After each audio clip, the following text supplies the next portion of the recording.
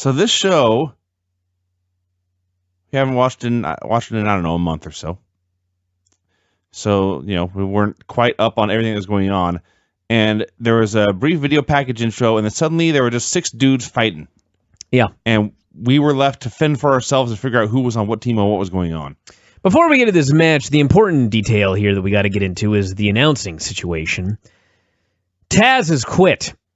And so after doing commentary by himself for a couple of weeks, Josh Matthews is now being joined by Al Snow. And I usually try to zone out the announcers because they virtually unanimously suck. But I decided to pay attention here because it was Al's first day. And I guess he was all right. He said a lot of stuff like, "Those things sting. They hurt really bad." In 2 hours, he had like 2 very terrible moments, which we will get into. But by and large, he was just a guy. And my question is, where's Mike Tenay? I don't know. Why can't Mike Tenay do this opposite Josh Matthews and not Al Snow? I don't know. Maybe because Mike doesn't have a cool jacket like Al does. Well, I guarantee Mike lives in Vegas. That's true. It has to be where Al got this. I'll bet you anything you could get a cool outfit like that. Only explanation. So it turned out this was the Hardys and Davey Richards versus Manic and Abyss and Koya. And Koya, if you've forgotten, is that dude from India who is now part of James Storm's crew. Which I had forgotten, by the way. Until right now? I remembered him when you mentioned him, but when the men first came out, I had no idea who he was. No. Now why would you? So, they did 20,000 moves in about 5 minutes. Highlights were Davey Richards using a move called Creeping Death. So it kills you slowly. Yeah. So I hope this match had a long time limit. Otherwise it would have no effect. Also, fact of life here, I hope Matt Hardy has enjoyed his many years of having long hair. Because they're coming to an end. Oh man, Vinny. You have to point that out. The poor guy's probably bothered enough by it. And my hairline's not where it used to be either. It's just time for a change, man. Time for a change. So, if you like watching a beehive... Can you imagine Matt Hardy shaving his head? Not just shave his head. He can get a haircut. Just cut the top where it's going. And that's a great idea. When you mention... When you put it that way, it sounds like a great idea. Yeah. Man, why didn't you do that earlier? Or he can just end up like Hulk Hogan if that's what he wants to do. It's his head.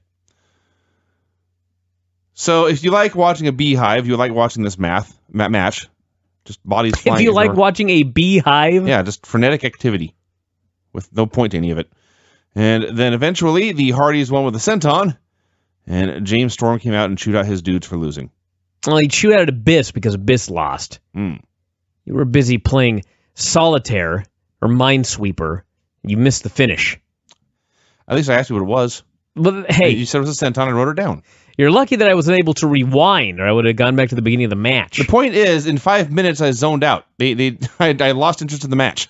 It was a generic hardcore match. It was generic 6-man spots, utilizing the 6 men. There was nothing to see here. Okay. Ken Anderson was in a shirt and tie, saying EC3 was boring, and we would want to be there when he unveiled his sign. When he unveiled his sign. Once you know what his sign was, to think that he previewed this by saying we would want to be there when he unveiled it. And in hindsight, I don't think it was really that big a deal. They announced that Billy Corgan had joined the company. Oh, yeah? All the press they'd gotten for that. Then Anderson came out for a promo, had a bunch of gimmicks in the ring. Ethan and Tyrus came out. So Ethan's doing a campaign gimmick, where I guess he wants fans to vote for him for being a champion in 2015. I don't know if he wants them to vote, but he's announcing his candidacy for the championship. I see. So I guess it's kind of like the old NWA.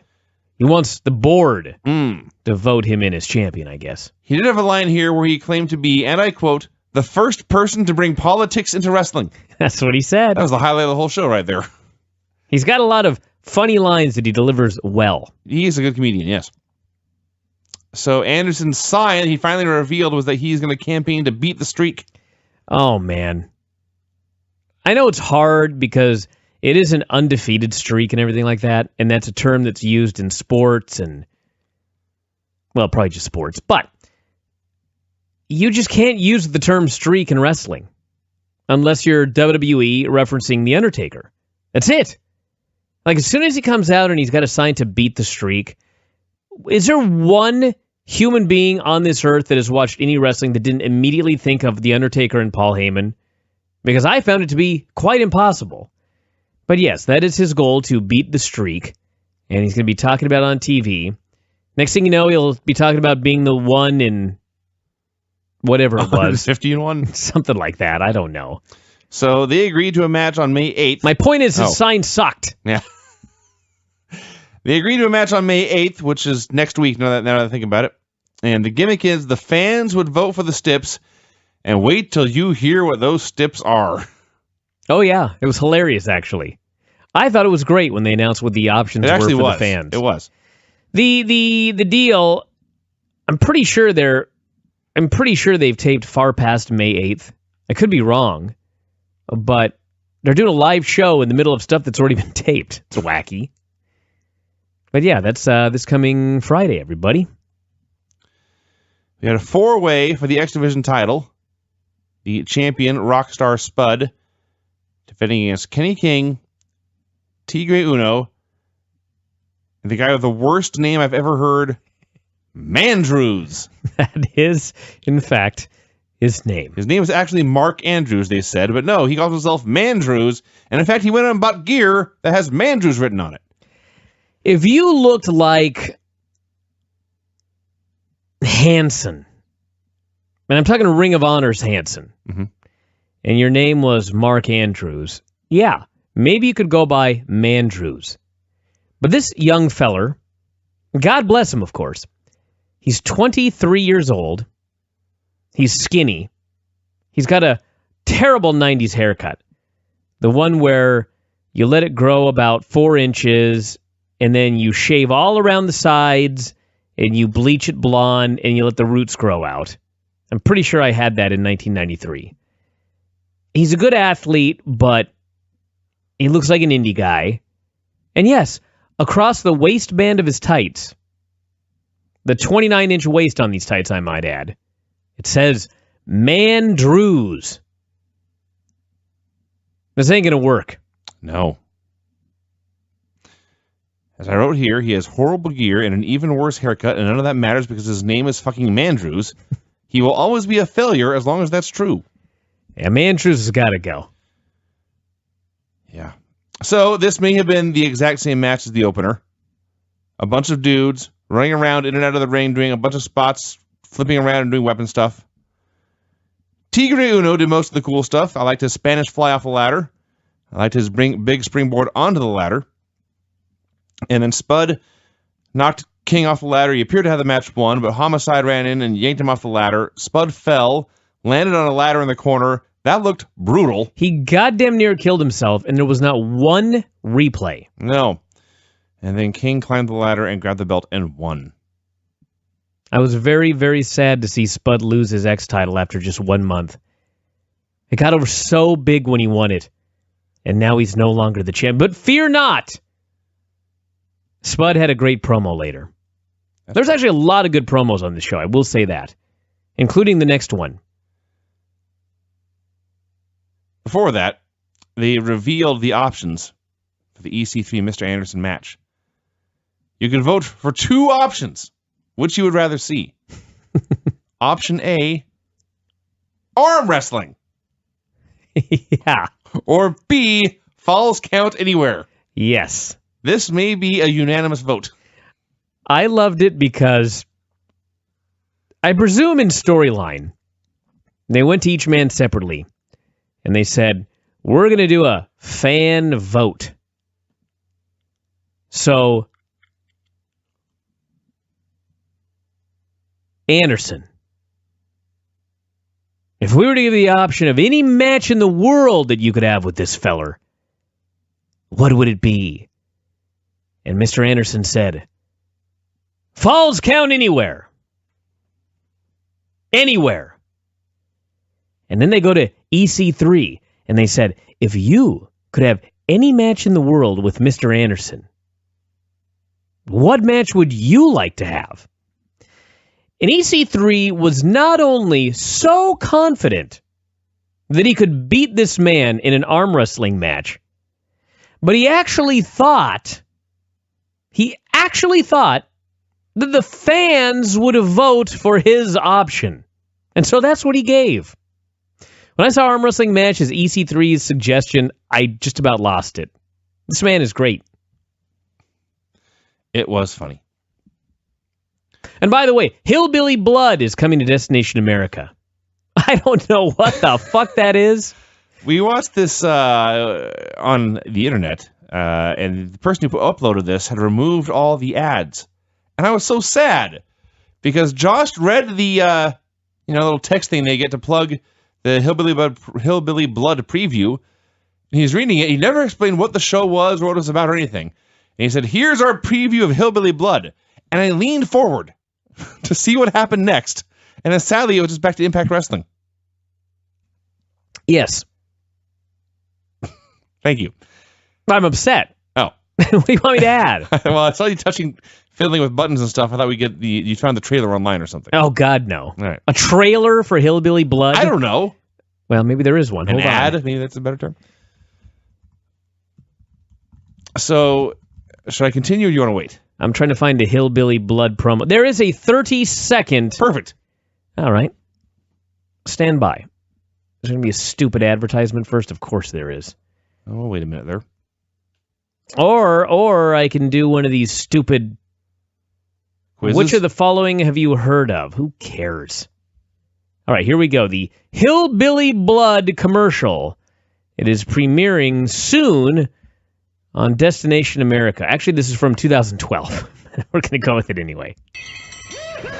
Destination America introduces proud hillbillies Eugene and Spencer. It's 50% hippie and 50% redneck. Take the best of both and drop the worst, and you got a hillbilly. Brewing moonshine has to be done in secret, because if you get caught, you go to jail. What part of the squirrel you want? Part that's got meat on it. Get more wisdom from Eugene and Spencer. Being hillbillies, it's in their blood. That really is the best squirrel I've ever had. I get it. Hillbilly What false Blood, advertising? That's the catch line. only on Destination. Hillbillies are in their blood. I see. I thought that Hillbilly Blood would be shed or something It crazy. sounds like a slaughter film, doesn't it? It does. Hillbilly Blood. How can you have hardcore justice and advertise Hillbilly Blood is about to debut and not have people think it's going to be a bloodbath of some sort involving hillbillies? I don't know. Eric Young came out for a promo, hyping up his stretcher match with Kurt Angle tonight. It was good. It was very long, and the crowd was giving him the what treatment like crazy. Fuck them. This was a great promo. He vowed to end Angle's career tonight. This was the best thing on the show up to this point. A fabulous promo by Eric Young, hyping up his match with Kurt Angle, his stretcher match tonight. He said he was a world-class man, which I agree with after seeing this promo. Beatdown Club got a promo backstage. Crew. Huh? Crew. Beatdown Crew? Yes. I knew it was not Clan. So it's Crew. Actually, wasn't it Clan for a while? Maybe it wasn't. I think when they first debuted, the tapings word got out it was Clan, and then when the thing actually aired, it was not Clan, it was Crew. I see. But it's not Club? Crew. No, it's Crew. The Beatdown Crew. Beatdown Crew. They had a promo backstage. They were celebrating King's championship win and telling Loki to go beat up Drew Galloway. I can understand why everybody was wearing the Beatdown Crew gear, except for MVP, the leader, who was wearing a generic Cassius Clay shirt, which I'm pretty sure you can't buy at the TNA store. No. He doesn't care. No, he does not. Spud was backstage. Now, we've seen Spud for, probably 2 years in the show. Yeah. Cut a lot of promos. Cut a lot of really good promos. But he's always been, for lack of a better word, in character. And for the first part of this promo, his guard was down. And he was not speaking with his rock star Spud TNA Impact voice. He was speaking as whatever his own real name is. And I know this because for the first time I've ever heard him speak, his accent was so thick I couldn't understand him. Wow. He was. I don't even mean this as a knock, honestly. He was speaking softly. He was honest, and he was what I got out of this, the first half of this, he was absolutely devastated by his championship loss. Yes. He was so finally despondent and distraught that he could not be bothered to put on a show. He had to expose his own voice and, in fact, his own soul. This ruined him. He started listing off great X Division champions of the past, including AJ Styles. So he was so proud to be on that list. And suddenly he started screaming about how much it meant to him to be on this list of great champions, how 14 years he had put in trying to earn that belt. And then after he finally pulled it off, it was stolen from him. Stolen, he said. He cannot stand by this. And he looked into the camera and he vowed that one day, some way, he was going to win that belt back. That was fucking awesome. It was fabulous. That was awesome. For all of the things you can say about TNA, and there's plenty, every now and then they take a guy who, for whatever reason, perhaps a prior regime, has just been doing a bunch of comedy bullshit. Kurt Angle was doing it when he was in WWE, so he does count, because they could have done the same thing when he came to TNA. Kurt Angle, Eric Young, all of his goofy comedy gimmicks, Spud. Every now and then they'll take a guy like that and they'll just one day decide, time for this guy to be a serious character now. And once this person becomes a serious character, they're 5 billion times better. Kurt Angle in TNA, I know that some people will disagree with this because WWE is the number one promotion in the world and he headlined WrestleMania and all that kind of thing. But the reality is, Kurt Angle is so much more effective in TNA than he ever was in WWE. That's a fact. His character in TNA is 1 billion times better than it ever was in WWE, unless you were just entertained by his goofiness and his comedy. But as far as like being an effective, believable character, way better in TNA than WWE. Eric Young now is a serious, badass, crazy man, lumberjack, way better than that super Eric bullshit that we had to put up with for a decade. And now here we are with Rockstar Spud. This guy is tiny. He's diminutive. He's virtually a mini. In fact, if he were in Mexico, he'd probably be a mini. But they've decided now he's a serious character. And while he may never be taken seriously to the level of a larger man, holy shit what they've done with this guy. And yes, this promo was so awesome. Everybody should watch this promo to find out how a man feels when he loses a fucking belt. He's not happy. He's not indifferent. He's ruined. Devastated. It's all he can think about now. So from there, we go to the dollhouse. It's Taryn Terrell, her new friends Jade and Marty, and they are crazy grown women who like to play with dolls. And this was, at the same time, both the stupidest thing I ever saw, but also the scariest thing I ever saw. It is effectively creepy. So they came out, it was Taryn versus Brooke, and the scary, crazy women came out playing Ring Around the Roses. The only real flaw in this is the music is just slow, creepy, like toy box music, toy piano music. Doesn't really work. It needs to be... Actually, I thought it worked great. You're just sad that they're no longer playing Hot Mess. I hadn't thought of that. I thought about it immediately. So, the most noteworthy thing in the entire show happened in this match. Taryn started rubbing Brooke's face in the mat. And Al said the surface of that mat is as rough as sandpaper. That's right. There's a brief pause, and this is such a ridiculous claim that Josh could not let us stand and had to call out how stupid it was to say this. You don't bleed when you roll around the mat like you would on sandpaper. This was a stupid thing to say, but Al wouldn't let it go. Al said, well, you couldn't polish a board with it, but it's coarse like canvas. This is all very stupid. You know what? I have a completely different take from you. Josh fucking Matthews says, Al, this canvas is not like sandpaper. I've been in the ring. And I'm like, say whatever the fuck you want about Al Snow, But that fucker's been in the ring a lot more than you have, geek. That's true. And let me tell you something about the canvas. Yes, it's not like sandpaper, but you know what? It is fucking coarse. Exactly like Al Snow said. There was a point to what Al Snow was saying.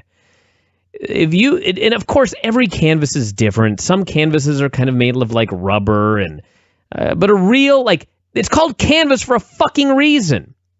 Like a burlap bag. If I covered a ring with a burlap bag, a burlap sack, like that you go down the big fucking slide at the fair on, if I covered the ring canvas with that, yes, it ain't sandpaper, but you know what? While you wouldn't bleed, it would still be fucking uncomfortable if you rubbed someone's face on that. Just like it would be if you rubbed someone's face on the canvas. And Josh would not let this go. Nor would Al. And at the end of the day, all I could think was, all right, forget the argument. Forget who's right about the viscosity of the canvas. Shouldn't Josh's role be to make you, the viewer, think that, in fact, this is kind of dangerous and hard, and that maybe it would hurt to have your fucking face rubbed on the canvas? And he's sitting there just completely blowing off and acting like Al's an idiot who's never been in the ring. Brian. I just wanted to punch Josh. Shouldn't Josh have some credibility? I know, Vinny, but I know what Al Snow was trying to say, and he's kind of right. I mean, it is. No. There is a. I know you've never used sandpaper. I know it's not like sandpaper, but it's not like it's smooth as silk. It's not rubber. I'm sure having your face rubbed in the burlap would not be comfortable. Sandpaper would cut you open 5,000 times. Or maybe you have better sandpaper than I do. I have gentle. You've never used sandpaper. I have. What have you sanded? Seriously, what in your life have you sanded? You don't think I had to do wood shop in fucking junior high? Of course I did. I see. Yes, I made a cutting board for my mother, which involved fucking sandpaper and glue and a saw. I'm gonna get Lance on, see where he falls. Hold your fingers up. Here. Let me count them. I don't believe this. That's 2 fingers. Yeah. Who cares? We're worse than they are. Although, you know why we're not worse? No, actually, I don't. I'll tell you why. Because no one's cutting the video of us talking about this in the middle of this podcast. That is a solid point. I'm watching Brooke Tessmacher and Taryn Terrell have a wrestling match, and they're showing me a split screen of Al Snow and Josh. Get the fuck out of here. Who cares about what the announcers look like and where they're at in their wherever they're at now?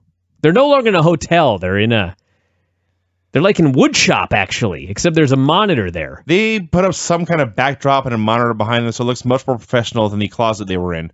There's still like random wood framing on either side. But regardless, we don't need to see them. No, we don't.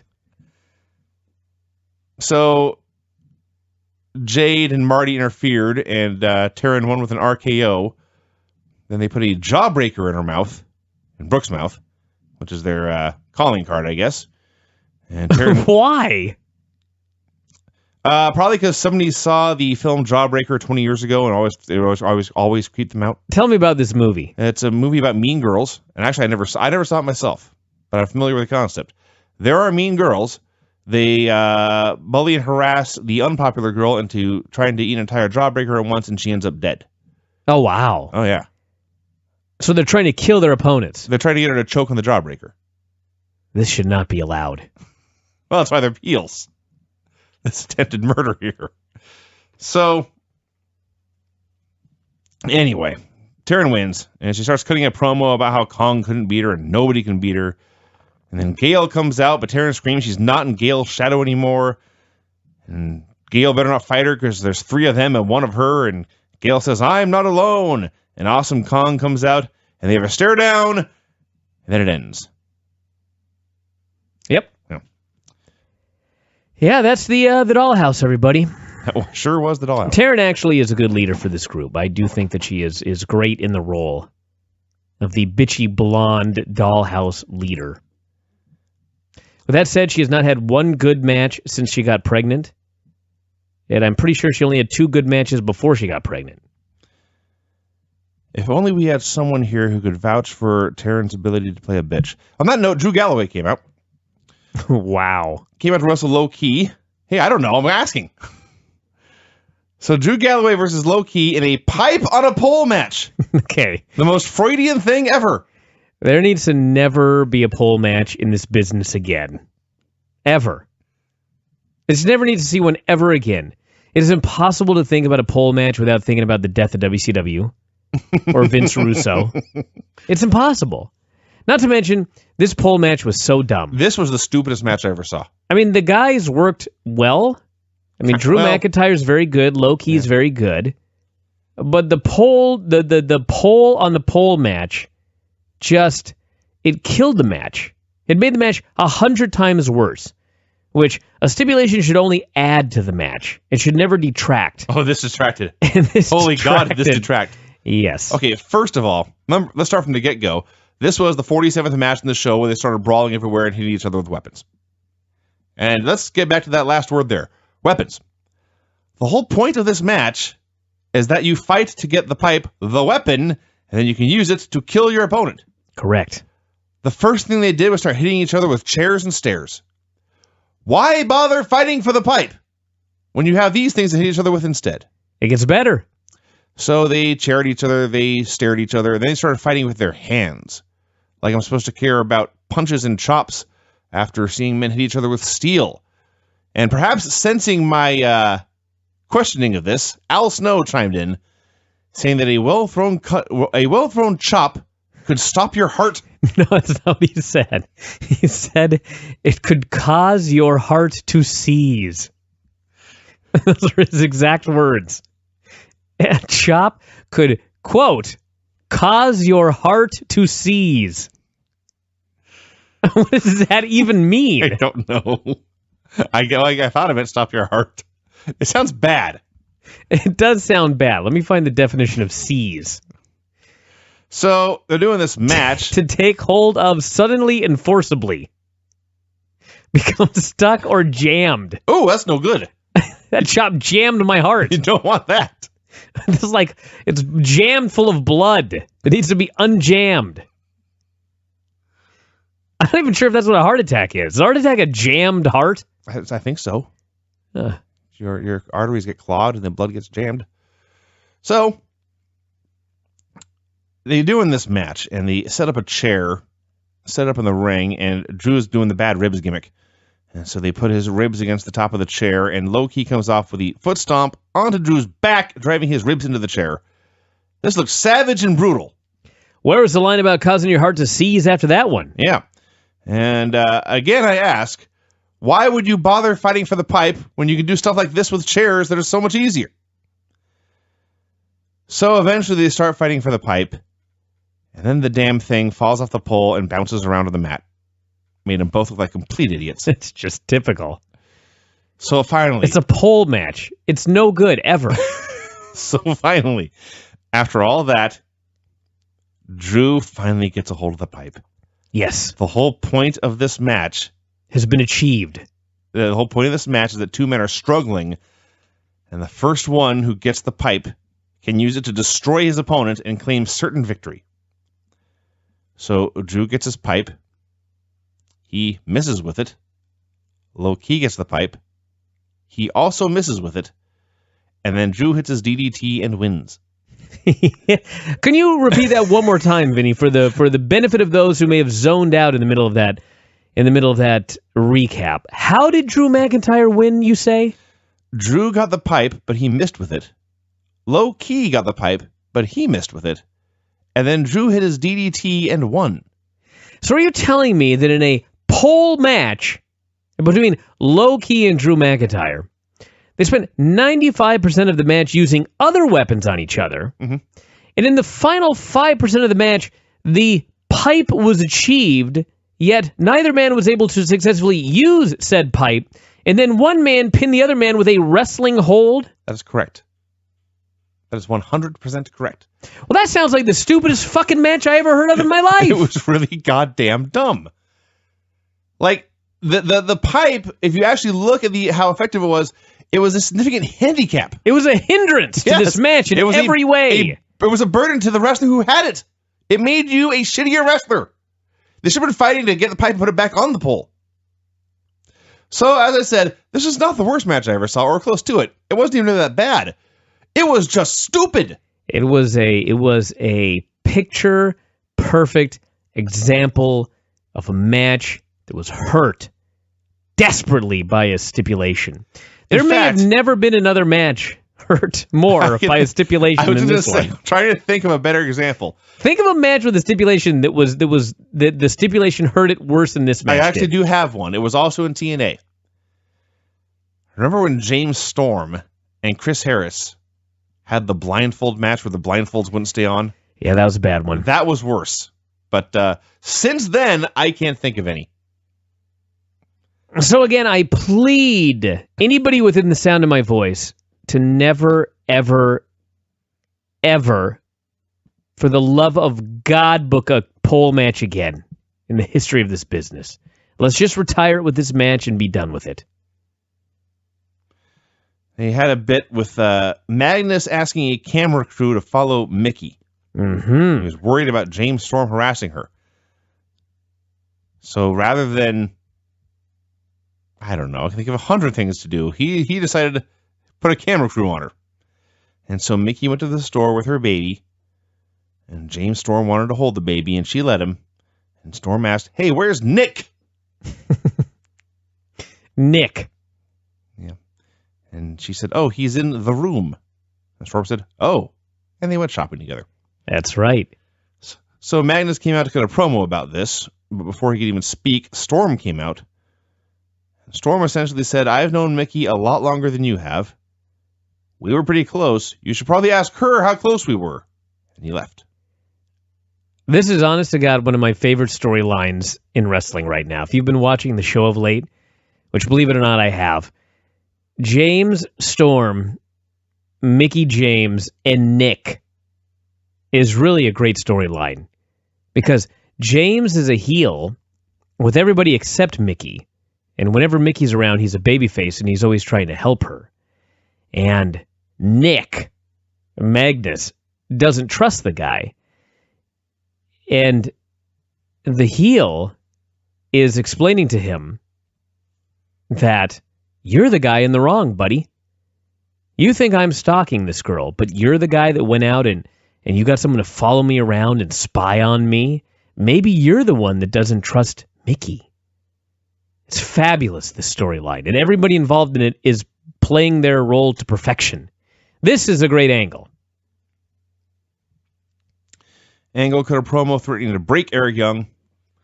We got Young versus Angle in a stretcher match. You know, this is another one that made me mad. So, in fact, we just saw, what was a match at Extreme Rules that I just thought was so dumb? Let me look at the card here, because this will lead into what I'm talking about. There was, it was the Russian chain match, where John Cena and Rusev are going to have a Russian chain match, and they're playing it up in storyline like the idea is, you must beat your man so badly that you can go and touch all four corners in succession. And the only way to do that is to beat him so badly that he can barely stand. And then they go there, and every single time in one of these matches, it's just like luck of the draw finish. Both men touch the thing, one guy lucks out, touches the last one, he wins. And this is exactly how it was on this Russian chain match. So this is a stretcher match where the deal should be, you have to beat this dude so badly that you can lay him on a stretcher. And the way the WWE does it is, you lay him on the stretcher, and he's essentially dead, and then you got to push him all the way over the finish line, right? Mm-hmm.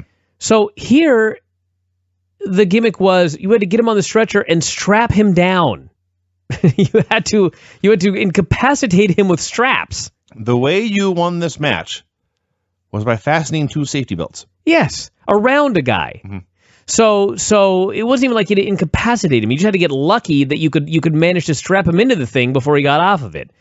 And then after I'm all upset about what a stupid thing it is that you don't even have to render the guy unconscious, the finish is rendering the guy unconscious. Yeah. That's what happened. And then, while I'm on a roll here, I'll let you talk about the match in a second. We just saw this on fucking NXT. Eric Young is the number 1 contender, and Kurt Angle is the champion. Eric Young beats Kurt Angle in a non-title match. Why is it a non-title match if Eric Young is the number 1 contender and Kurt is the champion? As I asked on the NXT report, is a perfectly fair man. I don't have any fucking clue there, and I don't have any fucking idea here either. Now, on top of that, fine. Let's say for some crazy reason, they decided that the number one contender and the champion were going to have a match with the title not on the line. As preposterous as that idea is, let's just say that someone came up with that idea and that's the match.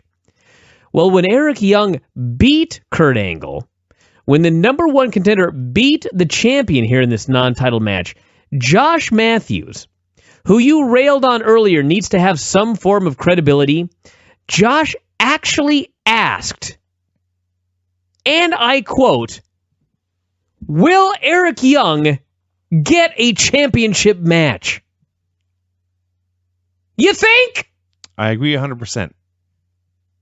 And you're actually, if anything, not being hard enough on them. Because Eric Young wins by destroying the champion, leaving him in helpless, and fastening 2 safety belts. And Al Snow then explains, and this is a quote, "The top contender just beat the champion in a non-title match." Yes. There was a pause. And then Al Snow asked, "What does this mean?" What the fuck do you think it means? And that was where I declared, I am too smart for this show. I am way too smart for this show. So the match was fine. It was the 47th match in the show with guys brawling everywhere in and out of the ring using tons of weapons. Eric Young broke out, and this is quoting Josh Matthews, "a hard plastic shin guard." He exposed what appeared to be a gladiator costume or something that he bought at Toys R Us, put it on his leg, and tried a leg lariat. One of the wackier gimmick shots I ever saw. So yeah, in the end, after a million things, Young hit his pile driver, destroyed Angle, left him laying for dead, and fastened 2 safety belts in one. And now we have to question what this means. What does this mean? You know, many, many years ago, when wrestlers were way more concerned about keeping this business secret is not the right word. Protecting the business, protecting the secrets of this business. The secret, they called it the secret. Convincing the fans that what they were watching was real. Back when there was an effort to do this, everything was thought out and thought out and thought out and thought out. And if you were going to do a finish, or you were going to do an angle, or you were going to do whatever, the goal was, how can we fool the smartest person?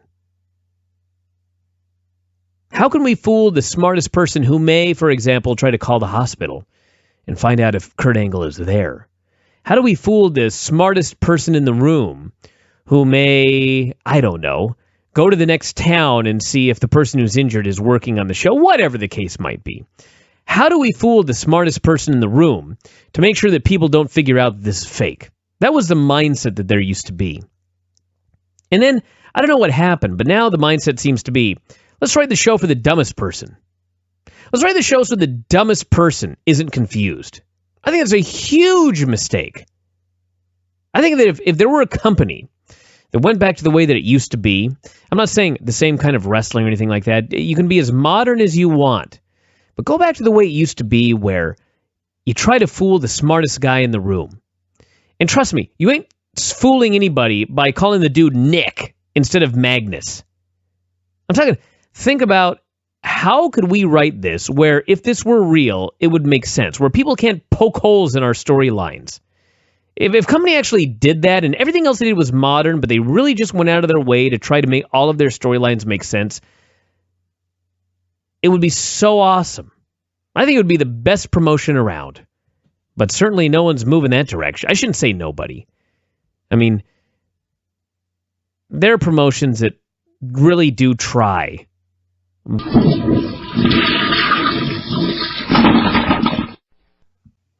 Alrighty, everybody, we have Brent here on the air, and Brent is live from his palatial estate in downtown Seattle. Is that right, Brent? I believe that you're the one with the palatial estate. I'm the one with the small studio, but well, actually not that small.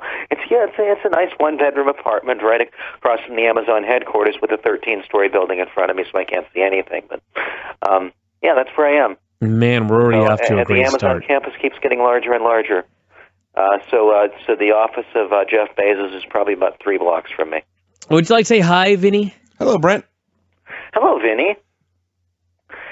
It's good to hear from you. It's good to be back on the show. It's been a while. Are you excited to hear from Vinny tonight? I am. You sound very, very enthusiastic. Yeah, shouldn't you be getting ready to go to bed? Why are you so enthusiastic right now? Well, I'm enthusiastic because I appreciate my fans out there who have been supportive of me. I guess there was a poll set up and comments made about me. I don't go on the board that much, but I guess I have a lot of fans on the board, and I won this poll as far as wanting somebody to host a new show. Brent, so I think you post on the board more than I do. Tell me, go ahead, Brent. I'm quite humbled that people would want me to do this, and I am certainly willing to do so if that's something that you and Dave would allow. So there was a poll on the board, and people were asking who should host a show, and according to you won. Do you know how many votes were cast here in this? Not according to me. You could go. You could go and look at the board yourself. It's your website. Well, I believe you, Brent. But how many people voted in this here poll? I don't know. I think I had something like I don't know, somewhere of 30 some odd votes, and the next person had like they were like 5 behind me, something like that. I think 30 some odd votes, you say? That Bix did well, as did Wang. Yes, and then Carl did well. 30 some odd votes.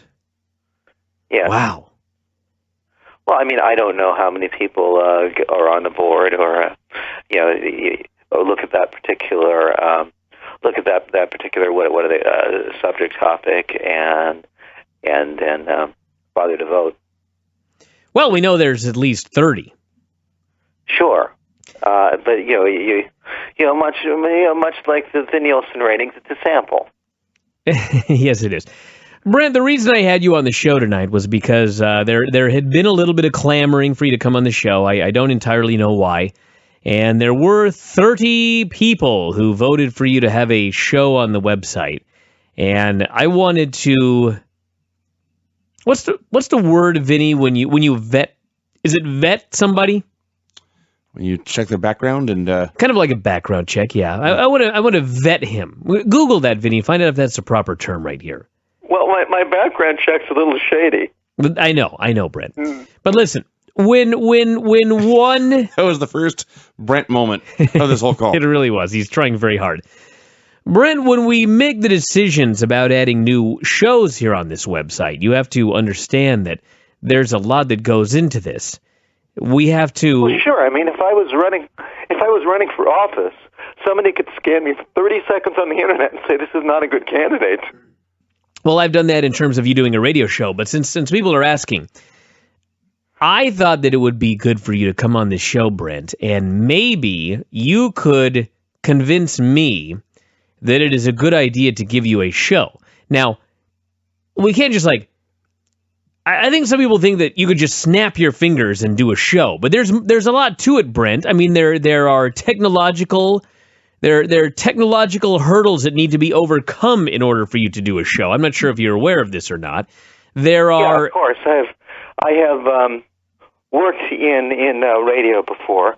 Brent, a lot of people have worked in radio, but there's more to radio than just talking. I mean, if you were going to do a show, Brent...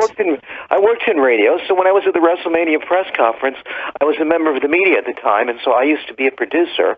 Is he listening to me, Vinny, or what's going on? I don't have any idea. Brent, listen to me. Yes, I used to be a producer for a radio program. I worked at a radio station, and so I know about the board. I know about, not the wrestling board. I know about running the board at a radio station for a show, all the technical aspects. I couldn't do any of it. I was scared. Okay, that's the key. You can't do any of it. How are you going to produce this show,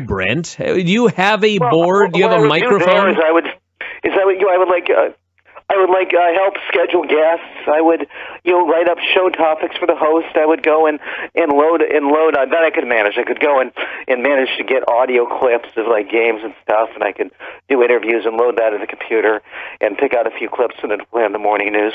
But as far as the technical aspects, no, I couldn't. I could not do that. I would have to on your show. I would have to go and have somebody call me, or be come out to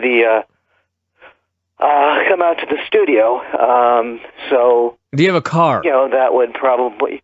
I would say you have plenty of guests that don't actually go in the studio in order to do a show. So you could call me at home, right? So you want me to add another show where I call you? That's what you're asking. Well, here. This is totally up to you. But well, I'm aware of that. But when Carl does the show, when other people do a show, are they in the studio? How do they handle it? Carl has his own recording setup. The Adam and Mike Big Audio Nightmare, they've got their own setup. Okay. The Doc Young Show, they got their own setup. All of these shows have their own setup, Brent. I see. You're essentially, what you are asking is for me to carve another hour out of my day once a week to talk to you on this and make a show out of it, right? That's not what I was asking. This is what the people on the board want. I wouldn't have the chutzpah to ask you for a show. It wasn't something that I had even considered. I mean, so the 30 people you're blaming for this. I'm saying that people want me to have a show. I'm quite humbled. It wasn't something I even considered. Okay. Well, let's move on past the technical aspects. Hold on, Brent. And you're saying that hold on. I would have to have my own studio. This is not a good preview for a show. The alternative would be to go out to your studio. He's doing a poor job of convincing you of anything. Yeah. Do you know that an important aspect of being a host is listening, Brent? Hello, this is Brent Kremen, and I'm listening. Okay, thank you. All right, forget all the technical aspects of this. If you were going to do a show, Brent, I need to get a list of potential, like, what are you thinking about when you consider the idea of doing a show? Like, you must have some ideas. It's not just I call you and we jibber-jabber for an hour. You must have ideas for a show concept that perhaps you'd like to pitch to me here. There's got to be there has to be a format for a show. And I was working at the radio station, and I wanted to do some producing during the week, even for non-sports programs. I went to the program director, and I presented her with like topic ideas. As you'll get, like, this particular station was KIRO radio in Seattle. At the time, it was news and sports, and it was on AM. Now the sports is on the AM. The news and the talk is on the FM. So essentially, like the news talk portion of it, I would go and I would submit stories because they got 3 hours, and so I would provide like 3 topics, for one for each of those 3 hours. So doesn't seem to be answering my question. Yeah, so I did that. So in this case, if you wanted me to discuss wrestling, I don't. I watch some WWE. There's no way I would sit through those 3 hours. You guys get paid. You deserve every penny that you make for putting up with it with the Raw for 3 hours and all the other wrestling that you watch. So if I was Ring of Honor, I don't mind that. I've seen bits and pieces. I have not watched TNA. So what you're saying, Brent, is you don't watch a lot of wrestling. Right, but I'm saying that could change. I'm saying that I would be willing to watch Destination America's TNA every week. I'd be willing to watch Ring of Honor every week. Do you have Destination America? I would be willing to most people don't. To comment on those, but I cannot do it for free. Can you hear me? I don't know what's happening. Yeah. Oh, you can? Okay. I cannot watch those shows and discuss them for free because I wouldn't watch them ordinarily. Okay, so what you're asking is you want me to carve out an hour to interview you on a show where I also pay you to watch professional wrestling. If the topic is professional professional wrestling, then yes. If the topic is other than wrestling, then no. We could do it. Okay. So give me some ideas of non-wrestling topics that you would be willing to do a show about. The Brent Kremen Power Hour. What would this entail? Well, let's see. Right now, I am. I'm interested. Like, I just posted some stuff on my Facebook page in preparation for this, my friends and fans page. So Vinny, check this out. I posted some stuff on, like, the U.S. dollar could possibly collapse. Ron Paul was on the the banking committee. Ron Paul for 24 years. So there's a speech that he gave on that. So you want to come on Brian's web? Never mind. On the top contributors to Hillary Clinton. Are you on a landline? Sanders. Does it have the top part that you put by your ear? Vinny's trying to ask you a question here. Hold on, you're just ranting like a wild man. Hold on a second. Vinny's got a question for you. Vinny, go ahead. So you want to come on WrestlingObserver.com and discuss the potential collapse of the American dollar? Yes. No, I'm not an economics expert. Okay. It was just something that I read. You're not an economics expert, but we should listen to you talk about it. You are the worst salesman I've ever heard. I could go and comment on an article that Ron Paul wrote, couldn't I? You could do whatever you wanted, Brent. I'm looking for more ideas. What else could you do besides? That's my idea is I would just parrot what somebody else is saying. Oh, that sounds like a great show. So a political show. I could go and I could go and I'm just looking on. I posted it on this Facebook page. Here's a little example. Donors to Bernie Sanders and Hillary Clinton. Hillary's so it sounds like he's just posted a bunch of articles on his Facebook page. Is that right, Vinny? Yes. Hillary's donors are Citigroup, Goldman Sachs, TLA Piper, not Roddy, J.P. Morgan and J.P. Morgan. Who would give a shit about this? Is my question. Because it's important. Bernie Sanders gets stuff from the unions, gets stuff from United Workers National Education Association, Community Workers of America, Laborers Union. He doesn't get it from these huge corporations. And Bernie Sanders' top donor was from a union for $95,000. Hillary's top donor was from Citigroup for $782,000. That's a significant difference. This is very interesting.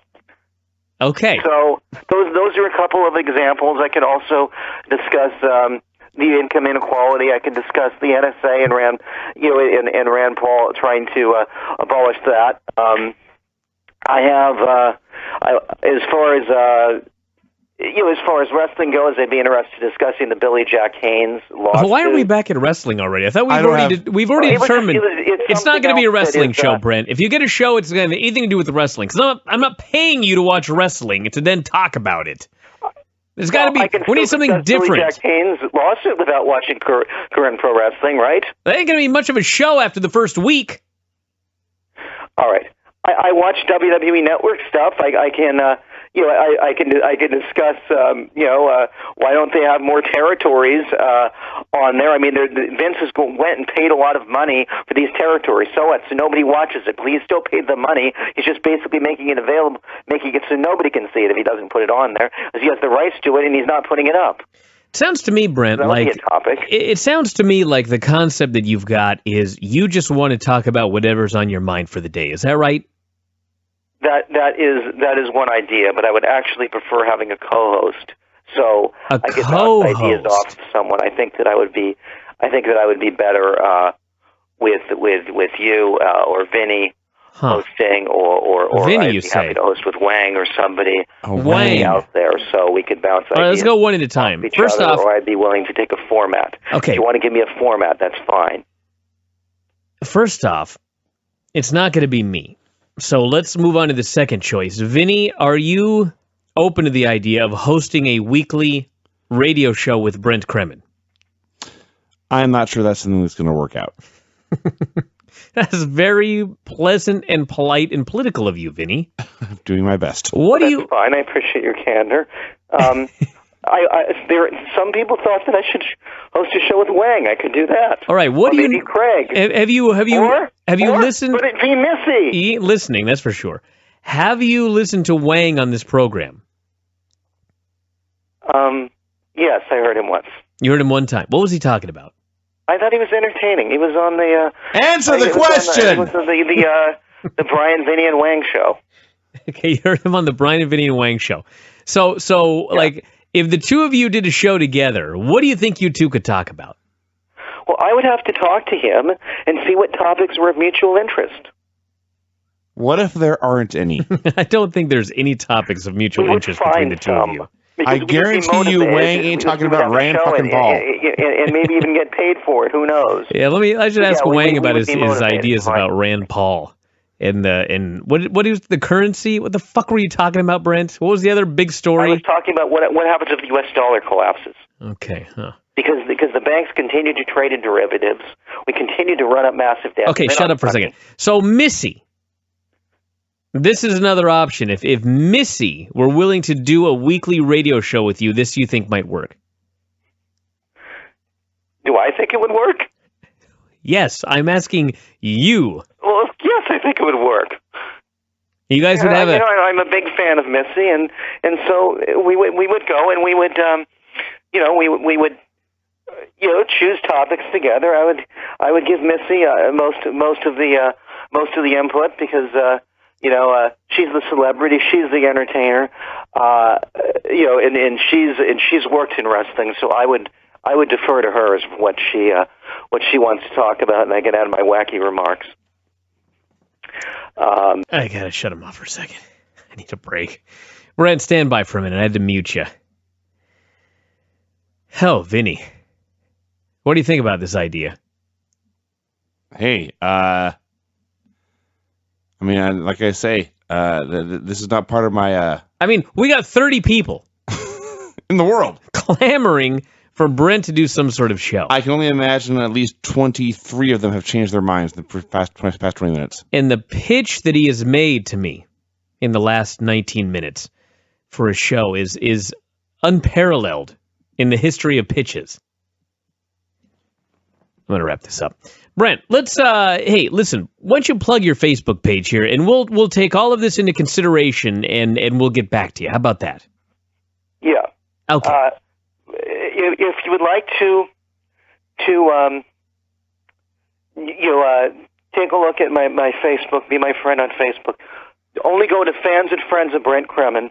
Fans and Friends of Brent Kremen, because my personal Facebook page, I use that for people that I personally know. Also, I believe you can still donate to my life fund on PayPal, because I certainly have expenses that I need to pay, and I would I hope that if I don't get a show, because this wasn't my idea, that I can be a regular guest. We can go back to 3 minutes with Brent Kremen on a more regular basis. You give me I forgot about that. You give me topics to discuss, and I would be happy to do so. At least I like to be on there on a more regular basis. All right. Brent, I want to thank you very much for your appearance here on the show today, and I will take all of that into consideration. Do you remember 3 minutes with Brent Kremen, Vinny? Barely. God, I'd forgotten all about that. Basically, you would ask him a question, he would rant for 3 minutes, then you would cut him off mid-sentence. Jesus Christ, why didn't I do that tonight? Is he gone? He's gone. All right. All right, let's do... There are people who have never heard of this Kremen fellow, and they're going to be completely baffled by what occurred. Oh, yeah. Hey, into the archives you go, everybody. Into the archives you go.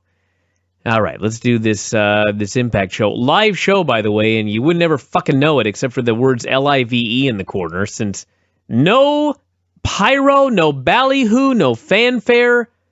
It opens up and Eric Young's just standing there in the ring, ranting and raving. Mm-hmm. He demanded to know who the special ref was, and for a while on the show I thought we had skipped a week. No. It was the last thing we saw was Eric Young beating Kurt Angle by fastening 2 safety belts. And suddenly here, or not even suddenly, gradually throughout the show, I realized he was getting a title shot tonight with a special ref. So he demanded to know who the special ref was, and out came Bully Ray. Yeah. Making his big return with a leather vest over a referee shirt. Crowd actually chanted, "Welcome back." Very happy to see him. And he confirmed he was a special ref for the championship match tonight, And then they abruptly jumped straight to video packages. Yeah. No time to waste here on this live show. Guess not. Ethan Carter III came out for a promo. He sucked up to the fans, said he believed they had the integrity to vote for an arm wrestling match tonight. And then Mr. Anderson came out and demanded to see the results of the fan voting. And Falls Count Anywhere won with 85% of the vote. Yes, it did. And this means, and this stuns me, 15% actually voted for arm wrestling. You know there's always going to be trolls, Vinny, that are going to vote for something like Apparently. arm wrestling. I was upset because for once they should have just lied. And they should have said it was 99% versus 1%. Because EC3's entire gimmick is he's the 1%er. That's true. And it would have made perfect sense that 1% of the fan base, also 1%ers, voted for him. So it was EC3 versus Mr. Anderson in a Falls Count Anywhere match, which is essentially a long handicap match with Anderson fighting both heels. And that's sad, because Tyrus is no good. Oh my God. He was on, EC3 was on the show last week, and he did 2 episodes. One was on Observer Live, which ended up being largely in character, talking about his campaign for the championship. And the other one was out of character. That was the Figure 4 Daily. But in the in-character one, I was asking him about Tyrus. The idea that was Tyrus his running mate? If EC3 becomes the champion and something terrible happens, and for example, he dies, does Tyrus become the vice champion? Does he become the champion in the event of such an occurrence? And we're talking about Tyrus, and he said something to the effect of, I prefer if Tyrus doesn't say much. And after watching this show, let's add do much physically as well. I don't know what Tyrus, God bless the guy. What can this guy do besides look intimidating? Because they did this spot where I think Tyrus was supposed to be clotheslined outside or something. You have never seen a man take a slower clothesline over the top rope than Tyrus did here in this match. It was astonishing. And then there was another spot where he got rammed into the post. And again, you never saw a guy go into a post slower than Tyrus did here. And yes, in the middle of a match where these two guys worked their asses off and they were actually having a hell of a match, yeah. It stood out. So, this hurts my voting, I must say. On Ethan's campaign? This could affect my vote. Mm-hmm. I don't know who the alternatives are. But he needs to choose a better vice champion than Tyrus. So I'm glad you noted, this started off as a hell of a match. Anderson's running wild, destroying both men by himself. Crowd is totally behind him. He's a great babyface. And he starts just yanking chairs out of the ring because it's a Falls Count Anywhere match. And the fans love chairs, and they're going nuts. And then Ethan cuts him off. And how does he cut him off? Does he hit a low blow? Does he rake the eyes? No. Ethan, in a Falls Count Anywhere match, hits a schoolboy on the ramp. Why not? That's the best heel spot I ever saw. Your opponent is grabbing chairs to commit violent acts. And rather than commit a violent act yourself, you attempt a wrestling hold in a Falls Count Anywhere match. Yep. That's awesome. So this was like a great first 5 minutes to a great 50-minute match, and then Tyrus just beat up Anderson and Ethan pinned him. That pulled the rug out from under things. I was just upset because this was on its way to being way better than anything on Hardcore Justice last week, and then all of a sudden it just ended. Yeah. Due to interference. I mean, like, literally, it felt like it was just getting going, and then it was over. Yeah. That was sad. It was very sad. We had the exact same thought on this match. Bully and Kurt were all buddy-buddy backstage. Kurt wanted to make sure Ray would be a fair ref, and Bully asked, "Do you know who I am?" And he walked away. I took this to mean, fuck no. I was confused because he's been both a babyface and a heel, and he just came back. Who the fuck knows what he's thinking? I guess. Gail Kim met with Awesome Kong and wanted to make sure they were on the same page. Kong nodded and walked away. We had the Beat Down Clan. It is the Clan. For those of you who care about such things, it is, no question, the Beatdown Clan. You know what's funny about this is I've been trying to figure this out for a long time. Like, how do we fuck this up so bad? And I think it's because when the Wyatts were running wild, I would always refer to them as the Wyatt clan. And I would get people that would get so upset with me for some reason. I don't even know why. And they would be like, it's not the Wyatt clan. It's the Wyatt family, not the clan. And it very much upset them that I referred to them as the Wyatt clan. So I think I must have just gotten confused. And I must have just thought it's not the Beatdown clan. It's got to be the Beatdown crew. Because it's not clan. I guess I was just like confusing the two things there. But anyway, as soon as I saw that it was in fact for real the Beatdown Clan, it all of a sudden hit me that, remember when they first debuted? I remember they were the Beatdown Clan now because the Beatdown Clan in my brain and other people's brain kept coming out as the Beatdown Clown. Remember that? We talked about this at the time. Like, why would you call them the Beatdown Clan? Because your brain turns it into a Beatdown Clown.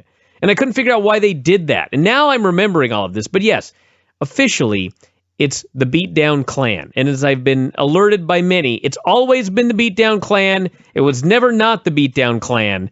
So... And apparently, this is very, very important. Oh, yeah, it's very important information. That we get the name of the Beatdown Clan right here in this company that is unlikely to see the end of the year.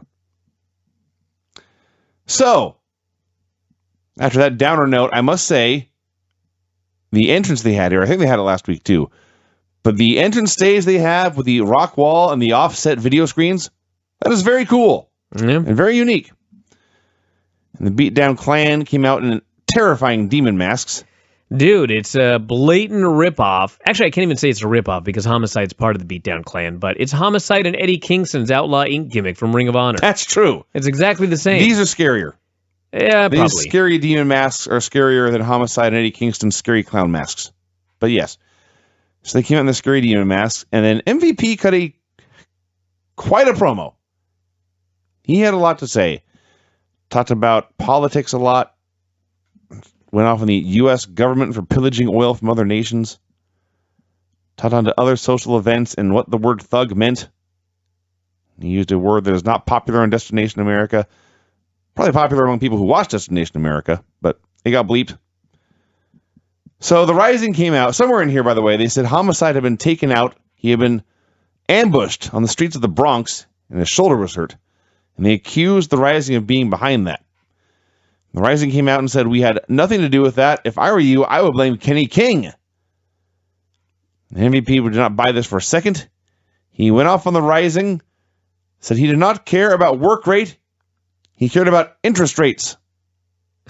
Hey, me too. They jibber-jabbered a bit, and both teams started fighting, and they went to break, and when they came back, it was a singles match.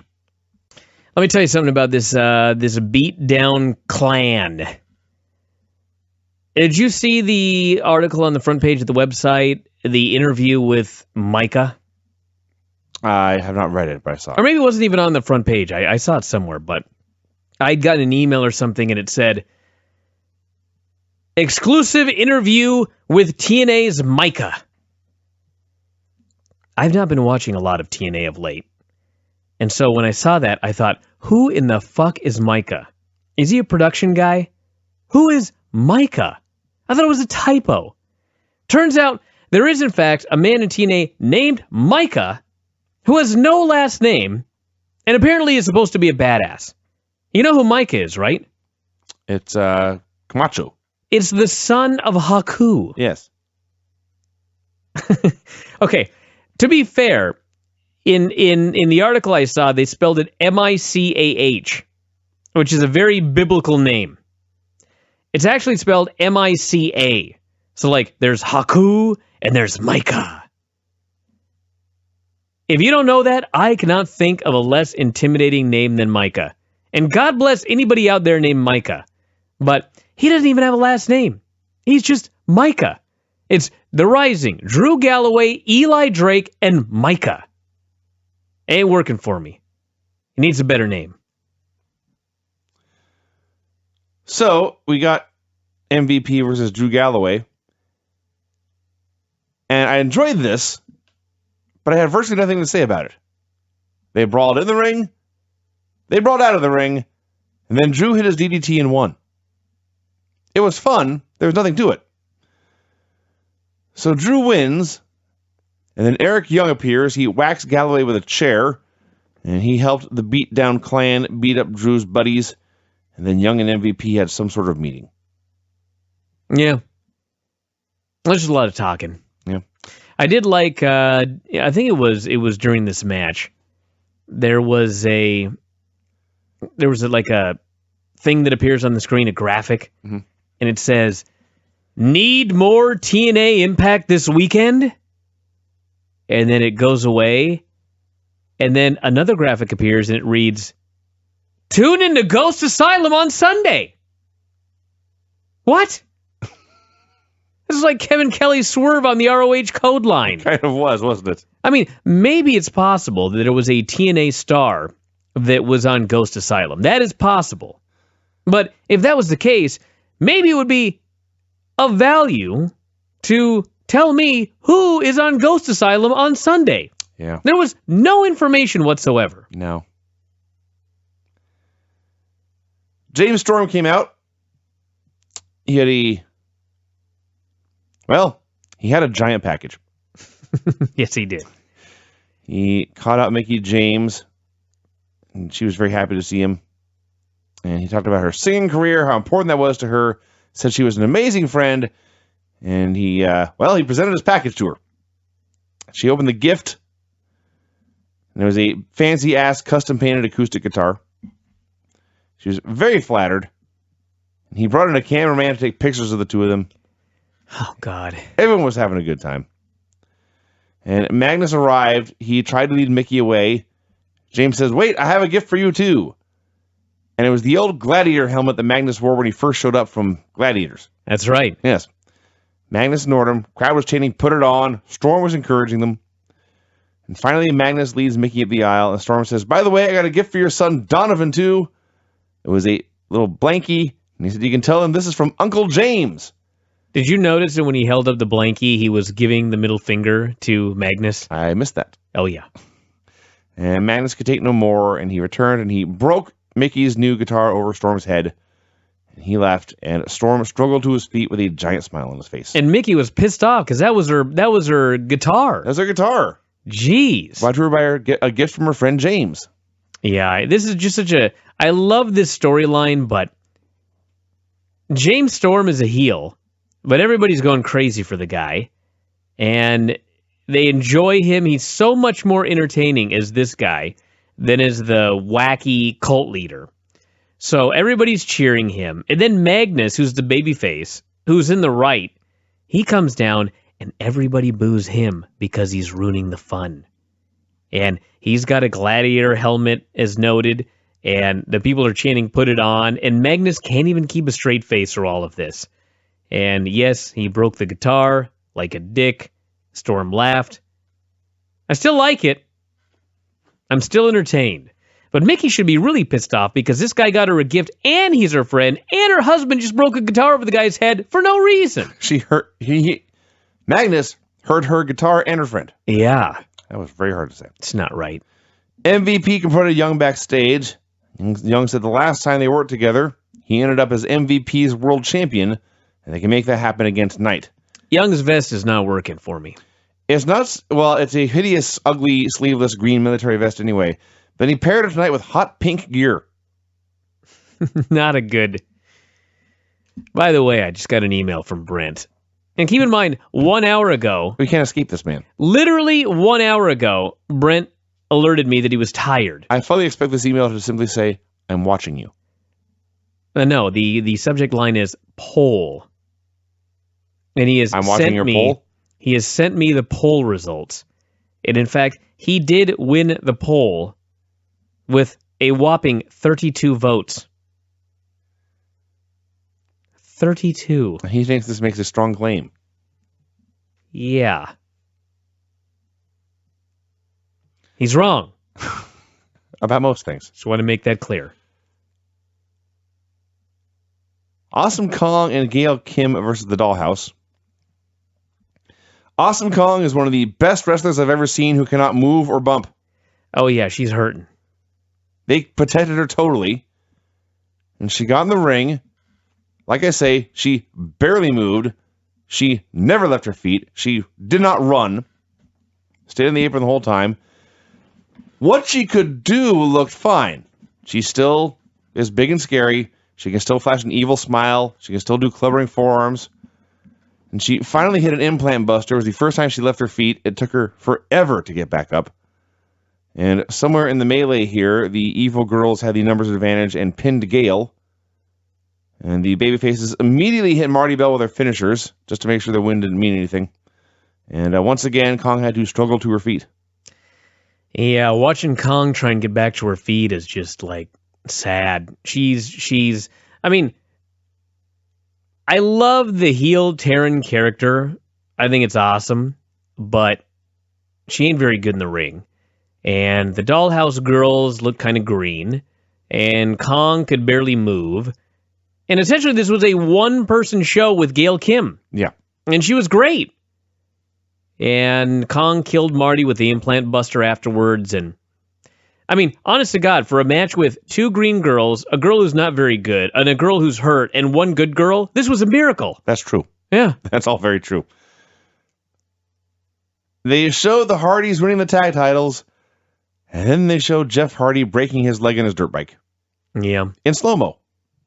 With a bleeped swear word by Matt as he hit the deck. Magnus and Mickey had a conversation backstage. She was upset with him because he had disrespected her. Well, he had. Which is true. He James Storm had a Mother's Day gift for her and was being so nice, and her idiot husband had to come out and fuck everything up. So Matt Hardy came out with the tag belts. He simply said that the Jeff Hardy who appeared on TNA Wrestling was not a character or a gimmick. He was that weird all the time. And Matt had to live with that. Yeah. So due to Jeff's injury and against Matt's wishes, they were forced to relinquish the tag belts. He laid them down on the mat and said it was time to go home and figure out what was next for him. Listen, I don't know if Billy Corgan, I know he follows wrestling very, very closely. I don't think he's listening right now. But if he is, let me just throw out one little piece of advice. When I watched this, it came off to me like Matt is turning heel. Matt comes out, he says he's learned that Jeff does what he does, and Matt just has to deal with it. And it sounded like he was all angry with his brother for being selfish right when they won the titles. This wasn't supposed to be a transitional reign or like a novelty reign or nostalgia reign. It was supposed to be a real legit reign, and his brother fucked the whole thing up for him by being an idiot on his goddamn bicycle. So he's mad. It never works. Those two men feuding with each other, it never works. They've tried. I think this will be the third time that they've tried to make this work. It may be the fourth. It has failed every single time. So, if anybody has the idea of breaking these guys up and having them feud, let me tell you right now, it ain't going to work. So let's go somewhere else. Well said. Well said. So as Matt was leaving, he passed Austin Aries and Bobby Roode, who are now a tag team, who call themselves the Dirty Heels. Yeah. I am not making that up. And I think they're baby faces. By the end of this, they sure were. They were to me. They were clean fighting baby faces. Yeah. So, Aries noted the last time he was on Impact, he had been sent, I think he said stretchered out, but the point was he was taken out by an Eric Young pile driver. He vowed he would get revenge on Eric Young, but he had promised not to do so until Kurt Angle was done with him. He made that promise to Kurt. So. Noble man. Yes. A noble, dirty heel. Not dirty nor heelish. So he noted the tag belts were cursed. Whoever held them seemed to inevitably get injured. And he said he and Rude were former world champions and also former tag team champions. And when they were tag team champions, they did not get hurt. They simply fought the best challengers every single week. They said the tag belts deserve to be held by two great wrestlers like them. Davey Richards came out, said Rude and Aries were not the best team in the world. They went back and forth for a while, and finally Davey brought out Eddie Edwards. Eddie noted his heel was better. He had been cleared to wrestle that afternoon. He challenged the Dirty Heels to a best-of-5 series of the tag belts, and the Dirty Heels accepted this challenge to a fair fight and then nobly shook their opponent's hands. Yeah. And this wasn't bad. In fact, the end result's good. These are going to be good matches. I'm happy about that. But it was 4 guys all dressed exactly the same in the ring having a promo, except that the Wolves had those stupid ties on. What I got out of this is first off, and we mentioned this when it happened, Eddie Edwards broke his foot, right? Heel. Yeah, his heel. And so they already had months worth of television in the bag. So the big question was, why even bother stripping the guy? Because if you don't, he's only going to be out of action for a short period of time. You know what I mean? Yeah. Essentially what happened was, I think he broke his heel in it may have been March, may have even been February. But they didn't strip him on television until the first week of April. 1 month ago. And now he's back good as new. Cleared to wrestle, everything's fine. The good news is, well, I'll do one more thing of bad news. This came off as a total ripoff of Lucha Underground. I just saw a best-of-5 series. I was waiting for Dixie to come out and say that the winner was going to get a special opportunity. The good news is, this will be great television. We have 5 weeks of great television coming because this feud, this best-of-5, should be great. Which I guess would be 4. 3? What? No, 5 matches, yeah. Yes, best-of-5. Let's see. Matt Hardy was about to leave when Galloway stopped him. I mean, someone could win 3 straight. I suppose it's possible. I want to split the difference and say 4? No. So Galloway, as best I could tell, tried to recruit Hardy. He said guys like them didn't run away from a fight or something. Matt seemed confused. Angelina Love was in the ring talking about questions people were asking her on social media. All right, I got to talk about this. One of the things that I hate about social media always being mentioned in wrestling is that Angelina Love is in there talking about all of the stuff that people are saying on social media. So that to me means that they are expecting that their viewers are following these people on social media, right? Mm-hmm. Okay. So Angelina, on a live show, mind you, this was not taped months ago. Angelina's in the ring talking about her social media accounts. Have you been on her social media accounts over the last week? Can't say that I have. Well, let me tell you what it's all about. Her and Davey Richards are engaged to be married. All right. All over all of their social media accounts. How about that? A story that in no way has anything to do with what's going on in TNA. There's no mention anywhere on this show of Angelina Love and Davey Richards. One, by the way, is a babyface. One, by the way, is a heel. No mention whatsoever. That part of the story, that does not exist in the TNA universe and storyline. But apparently all of the other stuff on her social media does exist in storyline. It's just a disconnect to me. Like, I don't know. I don't even know what to do. Like, if you're a wrestler and your company is always going to be talking about your social media, then you shouldn't ever put anything on there that doesn't play into the storylines of the television shows. You know what I mean? Just have, if you're Vincent Verhey and you're Big Vinny V on television, then just have a fucking Big Vinny V account and a Vincent Verhey account. Sure. And on your Big Vinny V account, you only do storyline shit. Otherwise, it's just weird. Let's just talk about her social media, and I'm sitting there waiting for her to talk about how her and Davey are engaged. No mention. Not one mention of it. Anyway. You're correct. Here is a tweet from Davey Richards about moving in with Angelina and unpacking all the supplements. Yep. Well, there you go then. Well, good for them. I hope they're happy. So, she's cutting this promo about how she's the only beautiful person in existence and the greatest knockout ever, when who should appear in the crowd but Velvet Sky? Yes. In a bizarre twist of fate, back on the show the same day Bully Ray is back on the show. Yeah. Crazy. Wrestling is amazing. So, Not really. Yeah. So Velvet got a makeover of sorts. She dyed her hair some funky colors, got new tattoos. Joined the Aces and Eights. Joined the Aces and Eights, wore a bunch of denim. Yeah. So she got in the ring very stone-faced, and this turned into Stone Cold Velvet Sky. That's right. A money storyline. So first Angelina tried to bury her.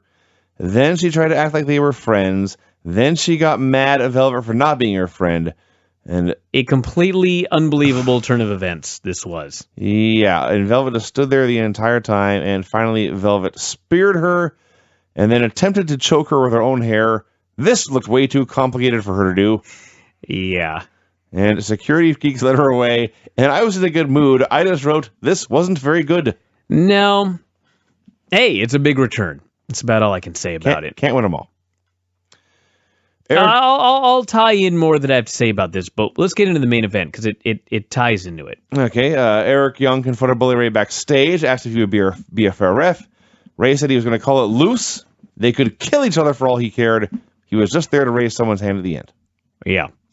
So, in the main event, Eric Young versus Kurt Angle for the world title with Bully Ray as a special ref. And the Beatdown Clan came out to watch. And Angle rolled outside.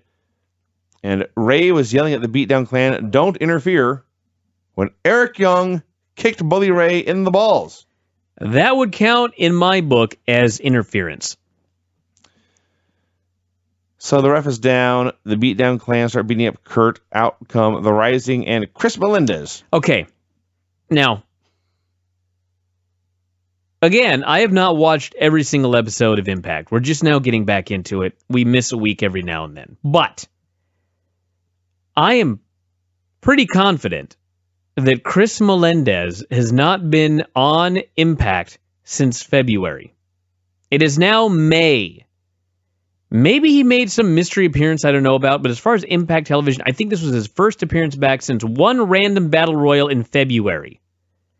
Why was he back? Yeah, this is not a big return. What the hell? It's I don't want to feel like I'm ranking on the show or anything like that. It was actually a pretty good show, but it's all these little things like, why do they always have people randomly come back for absolutely no reason? Why the fuck is Chris Melendez just randomly back for no reason? He hasn't been seen. He hasn't been on television. He's just randomly back helping the guy. It's just like the random return of Bully Ray. Bully Ray is not re-signed. Oh, really? No. Bully Ray, in fact, you may not know this, Vinny. Speaking of social media, which TNA is pushing that we should all be following all these people, if you were following Bully Ray on social media, you probably saw the tweets that he sent out over the weekend, essentially trying to get a job back with WWE. Tweeting all their guys. Fans are asking when he's going to be back in WWE, and he's going, you need to ask them. That's what he's doing. So yeah, he just randomly came back for a television show. He may never be back again. We got a random appearance by Chris Melendez. We got I think at least Velvet's probably going to be back regularly. I don't know what the hell she's going to be doing, but just there's always all of these random returns for no reason. I like that of all the people to make a random return, I know he's not a huge star, but appearing out of thin air for no reason is the one-legged combat vet. Yeah. He's not getting any kind of platform for his return at all. He just shows up. Did I miss a segment with him and Kurt Angle somewhere? Did I miss some sort of storyline? Why is Chris Melendez back? What the hell does this have to do with anything? And it was a useless return. It was a completely useless return. They made him significantly less than just a guy. So everyone brawled to the back. It was now down to Kurt, Eric, and Bully Ray, who was now selling his balls. Oh, he sold his balls all the way to the back at He the really end of the did. show. God bless him. He's a hell of a ball seller. Mm-hmm. So Eric Young grabbed this man and attempted to pile drive him. And Bully Ray backdropped his way free. And then Kurt Angle hit Young with a angle slam and made a cover. And Bully Ray then attempted to count the pin and then stopped counting when Young kicked out. He said he was going to do it by the numbers, and he did. He is pure of heart. Yes. He's going to be fair to this man who kicked him in the balls and attempted to drop him on his head. And then Young hit Angle with a pile driver, and Ray just made another count, and Angle kicked out. I don't want to nitpick, but when you have the history of neck injuries that Kurt Angle has, a pile driver should be a finish. That's not even a nitpick, actually. That's a statement of fact. It's really just a move to be avoided in general. I trust Eric Young immensely. I don't think it's nothing to do with the safety of it. I mean, it was as safe as can be, but this guy had a broken frickin' neck. Many of them. Yeah. And Eric since you only Young, have one neck to breaking many of them is quite a feat. And granted, it was on the steel steps that put, I guess, Aries out of action, but I mean, if your pile drivers put people out of action, and you give Kurt Angle with a broken fucking neck a pile driver, this guy should be pinned and out of action. He's kicked out.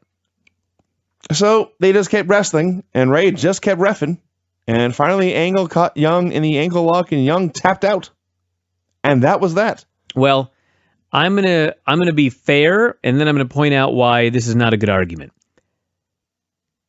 We don't know if Bully Ray is coming back. And so you don't really want to build a finish over Bully Ray choosing one guy over the other, or being involved, or Billy Ray, or choosing one guy over the other, or helping one guy win, or being involved in the finish in any sort of way, because you may never see the guy again. So if you don't know if the guy is ever going to come back, then your best course of action is to not have him involved in the finish in any way. Now, with that said, if you don't know if the guy's ever coming back, don't put him in this position. Don't have the heel hit him in the nuts. Yeah. Just have him be a ref. Yep. This is a good show. It was a good show. It was not a bad show. There are just nitpicky details here that they will always be TNA. Always little things. And of course, to be fair, I mean, same thing with Raw. Oh, this is much better than Raw. Oh, yeah. The Raw go-home show's tomorrow, by the way, everybody, for those of you that are fascinated by this Payback show. Daniel Bryan's going to be on the show, and we'll see what that means. Yeah. Because, I don't know. There's some rumors that he's good to go, but there's also rumors that tomorrow was the day that he was going to vacate the title.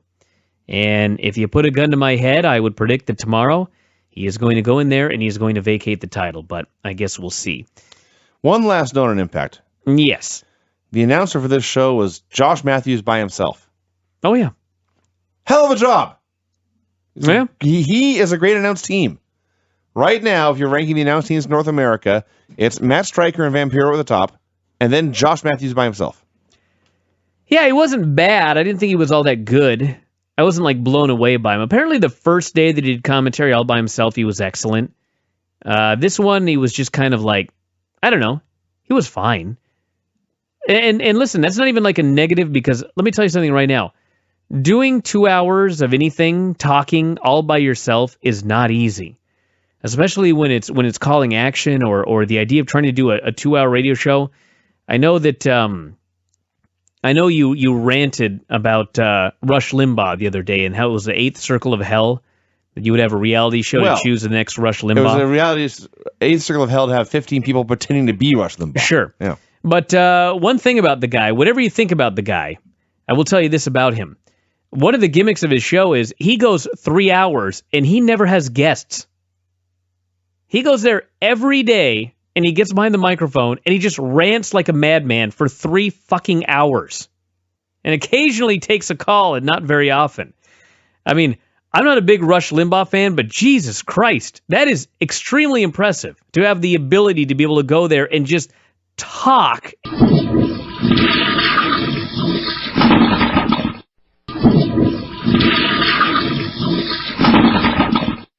TNA this week, I would say it was good. The Dollhouse act, I don't know. I mean, it's a weird act, but it had so much heat for no reason. So I think it must be pretty darn effective. And Taryn Terrell was absolutely great. Taryn is the best. I mean, I I was not Not in the ring, but as a character. I was not at all, looking forward to Taryn Terrell as a heel. One bit, but she is.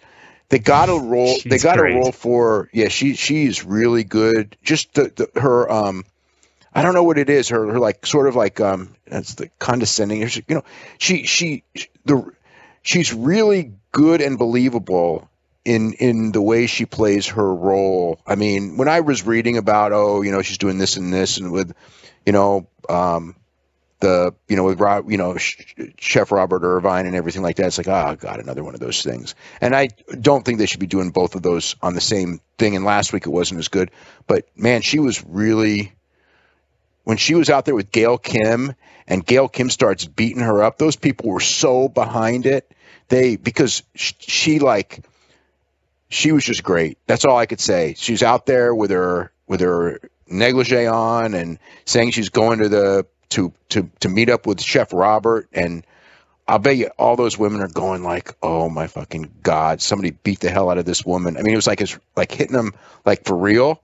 And Gail comes out there and starts attacking her, and it was really good. Talking about meeting her stepdaughters, and I'm going to go, this is what I'm going to wear when I meet your husband and everything. And it was like, and she comes out, you've gone too far this time. It was pretty good. I'm not sure I'm sold on the other two, but as far as like, it's a weird, creepy act, and they got good, they got the rights to like real music that, that song, the doll song, whatever, what's it called? I forget the name of the song. I know the song, but they got like real music and everything. So that was good. The hardcore match at the end, it was a 10-man tag. It was Team Angle against Team Eric Young. And, it was a weapons match, kind of that overdone stuff, but it wasn't bad. And they did like a little tease at one point because it was the babyface team was like Kurt Angle, Chris Melendez, two members of the Rising, and Bobby Lashley is the fifth guy. So Drew Galloway had to go backstage with Micah and Eli and just goes, we only got two spots, so I'm picking Micah. And Eli just sort of looks and goes, So it's like, it's so subtle, but I like it because it's going somewhere. I mean, that's good writing. So that was pretty cool. I mean, just those little teases like that. Edwards and Richards against Austin Aries and Bobby Roode. Not as good as I expected. I had been told that the second one was the real good one, so that'd be the one that airs.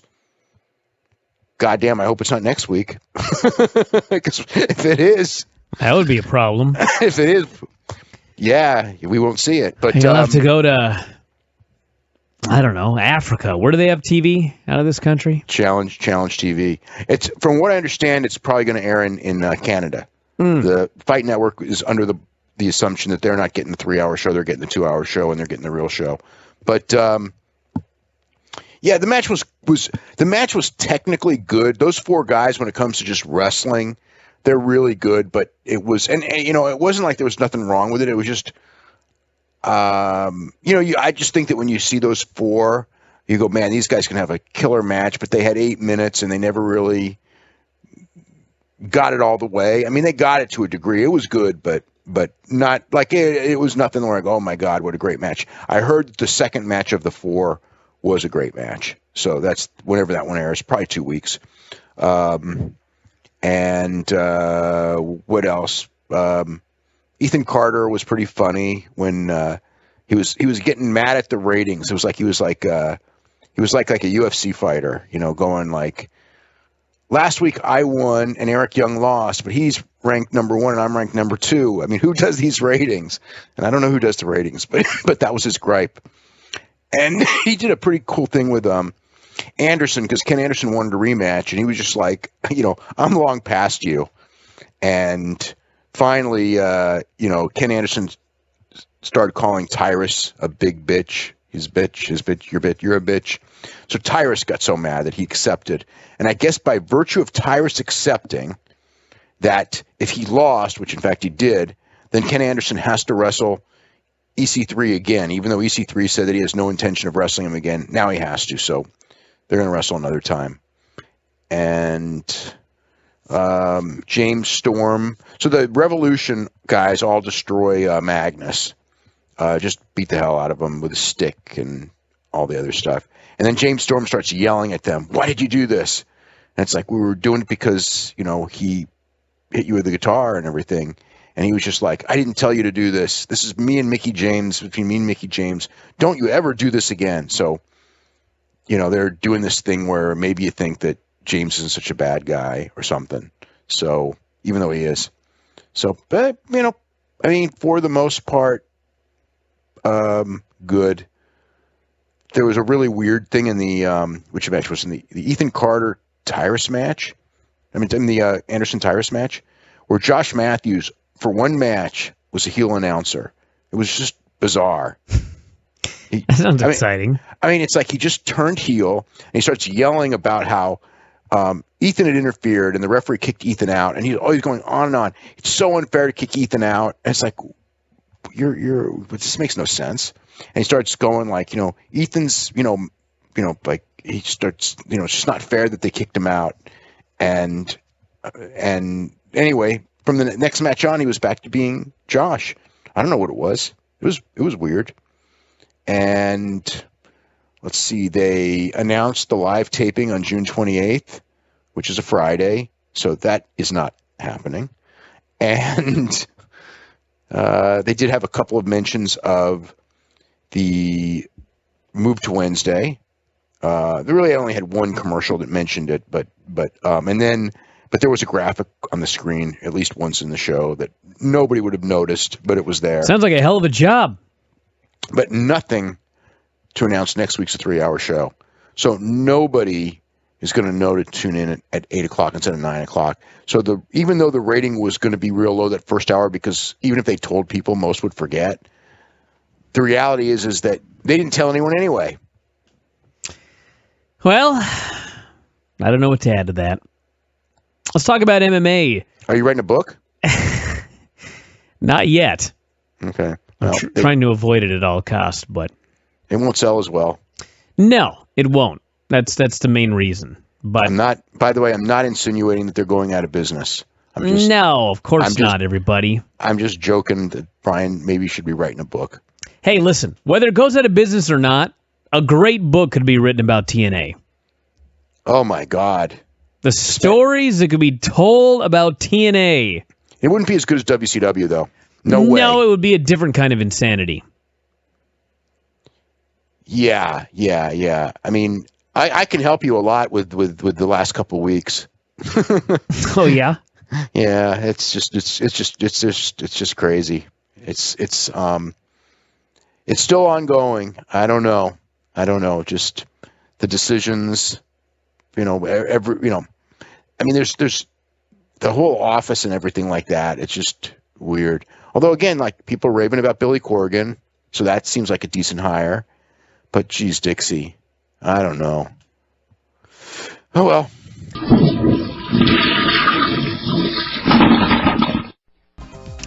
Stuff going on around TNA is something else here today. Never seen so many meltdowns all over the internet.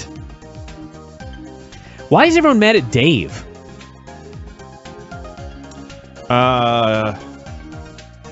The old saying, don't shoot the messenger? Exactly. Well, they are. They're shooting the messenger. Like if if they've lost their television deal and they're going out or whatever, and I don't even know if they're going out of business. Half of the people on the internet crying about this story didn't even read Dave's story. Of course not. Nor apparently did they listen to Wrestling Observer Live today when I talked about it for free, for crying out loud. You could have listened for free, and you would have heard that Discovery announced internally that they were canceling Impact as of the end of September. Now, TNA has since been moved to Wednesdays. So, it's possible that the Wednesday ratings will be great. And then they will decide not to cancel the show. But as of right now, the show is canceled. This is a fact. It's not anything that anybody made up. Dave, as he noted on the board, he's got all of the emails between himself and Dixie that he's gone back and forth with for the last 2 weeks. I heard this story 2 weeks ago. I even saw the email from Inside Discovery. Nobody is making anything up. Why you would be mad at Dave or me or anybody? Like, if the thing goes under, you should be mad at is Dixie or whoever. But not me, not Dave, not the Observer. I just don't understand why people are so out of their minds. Like, I guess you got to look to blame somebody when things go awry. But the latest is Eric Young. Did you see Eric Young's tweet? I was just reading that. He called Dave a loser. Yeah, he called him a loser. He didn't even call him by name, mind you. Oh, of course not. Let me find it here. Although, let me actually look up his Twitter, because I don't know if somebody photoshopped that or if he actually tweeted this. I'm a big fan of... no, he didn't actually do the picture. I'm a big fan of Eric Young as a wrestler. Seems like a nice enough guy. But he writes here, so it turns out people that, quote, write wrestling news for the internet are not right and don't bother checking facts. Sad, sad, sad losers. Now, what facts do you think Eric Young checked out here? Called Dixie. Oh, really? That's my guess. Wow. Well, if that's his fact-checking, if I were Eric Young, just to be a friendly guy here, I would recommend that he takes this tweet down. In fact, I'd recommend a lot of people take tweets down because there's a very good possibility that in a few months, a lot of people are going to look really dumb. You don't think I've been through this before when ECW was going down and WCW was going down and all of the wrestlers were talking about how we were wrong and we were making up stories. Why the fuck would anyone make up a story about Destination America passing around an internal email talking about how the show was being canceled? Why would we make that up? Why? Why? Anyway, it was a funny day today. It was a funny day. Sad day. I mean, I feel bad for a lot of people in TNA. I talked to people today. I mean, trust me. Plenty of people are looking at this in a realistic way, unlike others who are... Anyway, why the fuck am I wasting my time with this? I don't know.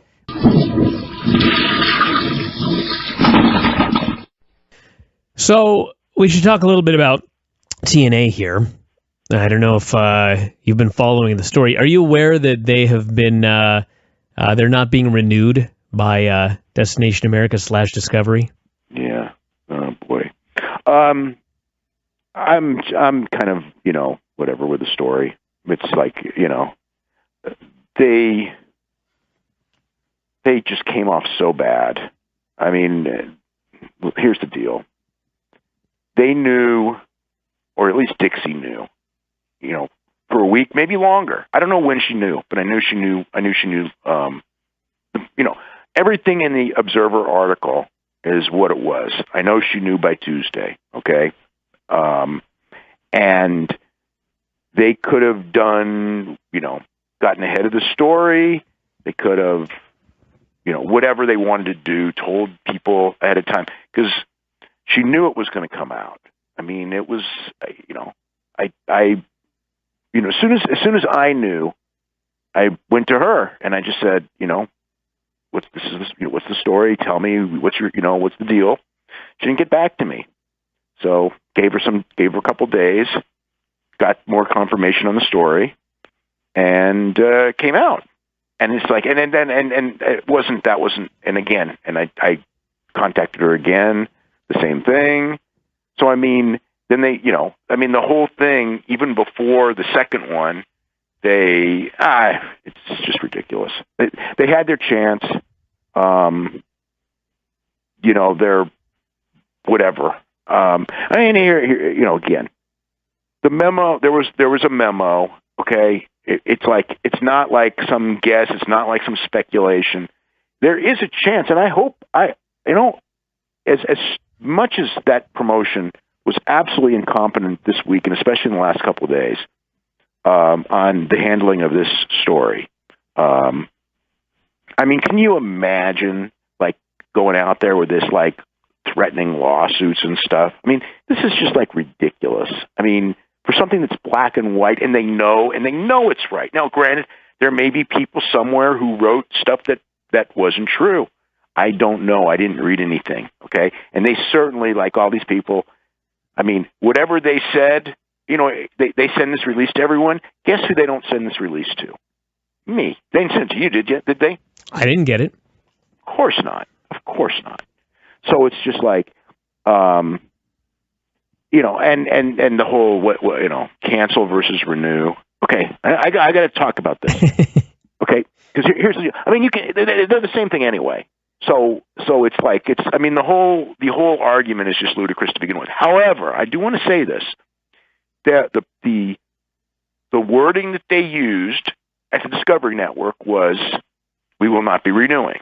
That's right. Okay? That is the wording. I know I wrote cancel, and I'll tell you why I wrote cancel. And it's the same thing anyway. And in the television world, by the way, those words are used interchangeably all the time. You can look in. When I Googled it, the very first headline that came up used the words not renewed and canceled interchangeably in the same headline. In the television industry, those words are interchangeable, okay? And I've known that. But the reason I use the word canceled, okay, and not renewed is because they signed, if you remember, do you remember when they announced this deal? This deal was announced as a multi-year deal. Now, as I said, and this is before this story came out, I mean, people were asking, you know, before this ever came out, and they're going like, you know, can they get out of the deal? And I said, you could always in television get out of a deal, and the deal point, the point that they could get out is in September, okay? But that is not renewing. I mean, I guess you could say they're not renewed for the fall season, but it's not renewing the contract. It's canceling the contract. If it was a multi-year contract, and at the 9-month level, you are, you know, nixing it because you have the option to do so. Okay, you can say, well, we didn't renew the option. But when you announce it as a multi-year contract and at 9 months, that is a cancellation. But you know what? It's also At the end of the day, it doesn't matter because whatever terminology you want to use, it's the same thing. Yeah, I know. It's the same thing. But I mean, even like the whole thing of, no, we weren't. It's like, yes, you were, because it was a multi-year contract. So anyway, that's that. But the other thing as far as that goes, like they, you know, I expect, you know, and I mean, they're certainly hinting that starting on Friday and maybe even quicker through social media, they're going to try to rally their fans, and they should, you know, write letters. You know, nothing's set in stone in the television industry. I mean, in the sense of, I mean, there have been TV shows canceled before that fan pressure is brought back. And I mean, people are going like, oh, what happens in September, you know, they can prove you wrong. It's like, no, the memo is right. And I even wrote in the story, this is the other thing that bothers me, I covered that in the story. I said, you know what? This game is still in play. Yes, you did. I mean, it's like I covered every base in that story. And I mean, you know, look, I know no intelligent people are knocking the story, and most have been praising me and all that. You know, I mean, and the people who have knocked it, either, you know, most didn't read it, and the ones who, you know, who knocked it and read it, you know, are just either, you know, they have no reading comprehension, or they just, I don't know what to say. You know, I don't even know what to say about them. And you know, again, I mean, the number of people who actually read the story that complained to me is like, I'm not saying there was none, but boy, there weren't many. So I shouldn't really get mad about it.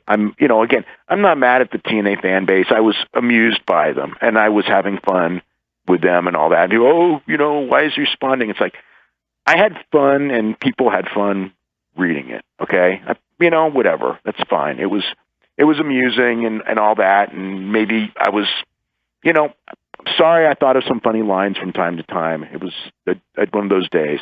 That's what I do when things like that happen. I try to make humor out of it. Okay, so anyway, but the people in the company made a lot of mistakes.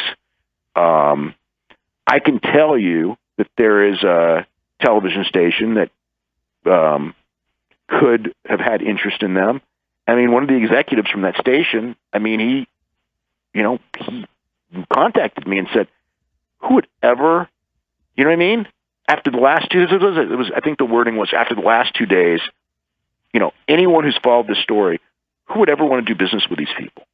And you know, again, I didn't think of it that way, but now just Bryan, put yourself in the shoes. I am a television executive, half-ass thinking maybe pro wrestling, right? Maybe I'll do pro wrestling.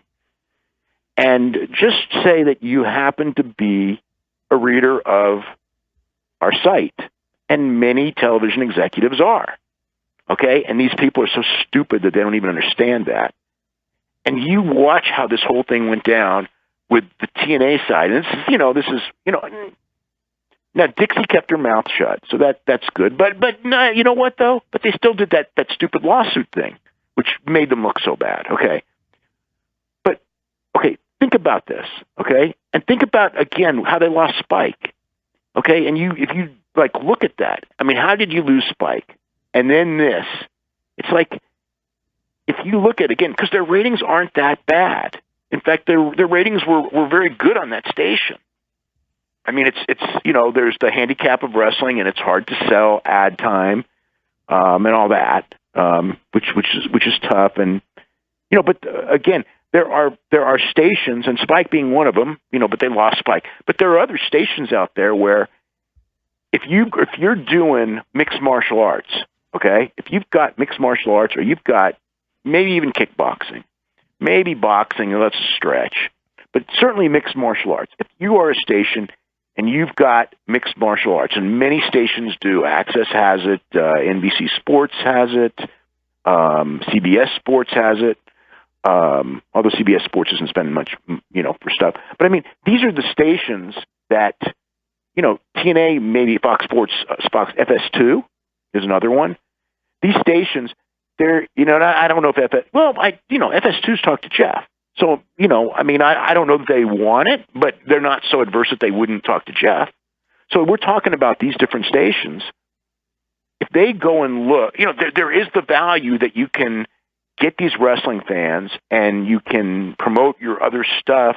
And we already know that wrestling fans will watch MMA, not all of them, but a lot of them, enough to where you're going to help your MMA property, without a doubt. I mean, that is a proven fact. That if you have a wrestling show and you promote your MMA property with a wrestling show, it will help your MMA ratings. And so there is a logical, Destination America didn't have that. So it wasn't as valuable. Those Alaska shows and all the ghost shows and all that, they tried to promote them off of wrestling, but I don't know that it's really effective. Certainly not like an MMA show would be. So when you've got if you've got any of those stations and they look at this, they're going to go, you know what? The ratings aren't too bad, and there's an upside, but who would want to deal with them? Now, somebody may, and I hope they sign a deal. I hope that Discovery changes their mind. I do, and they were, and if people go, oh, he was wrong, whatever. I don't care. I hope that they change their mind because I don't want to see them go out of business, and I don't want to see the guys lose jobs. And I'm entertained by their show the last couple of weeks too. Last couple of months. It's sad to watch, but this week was so sad, and I'm mad at them not because of what they've said about me at all. I'm mad at them for being so fucking stupid. And I mean, again, the stuff I'm saying is like, how smart do you have to be to think? Just freaking, you guys had a week to tell the story that you wanted before it was going to break, most likely. Maybe not.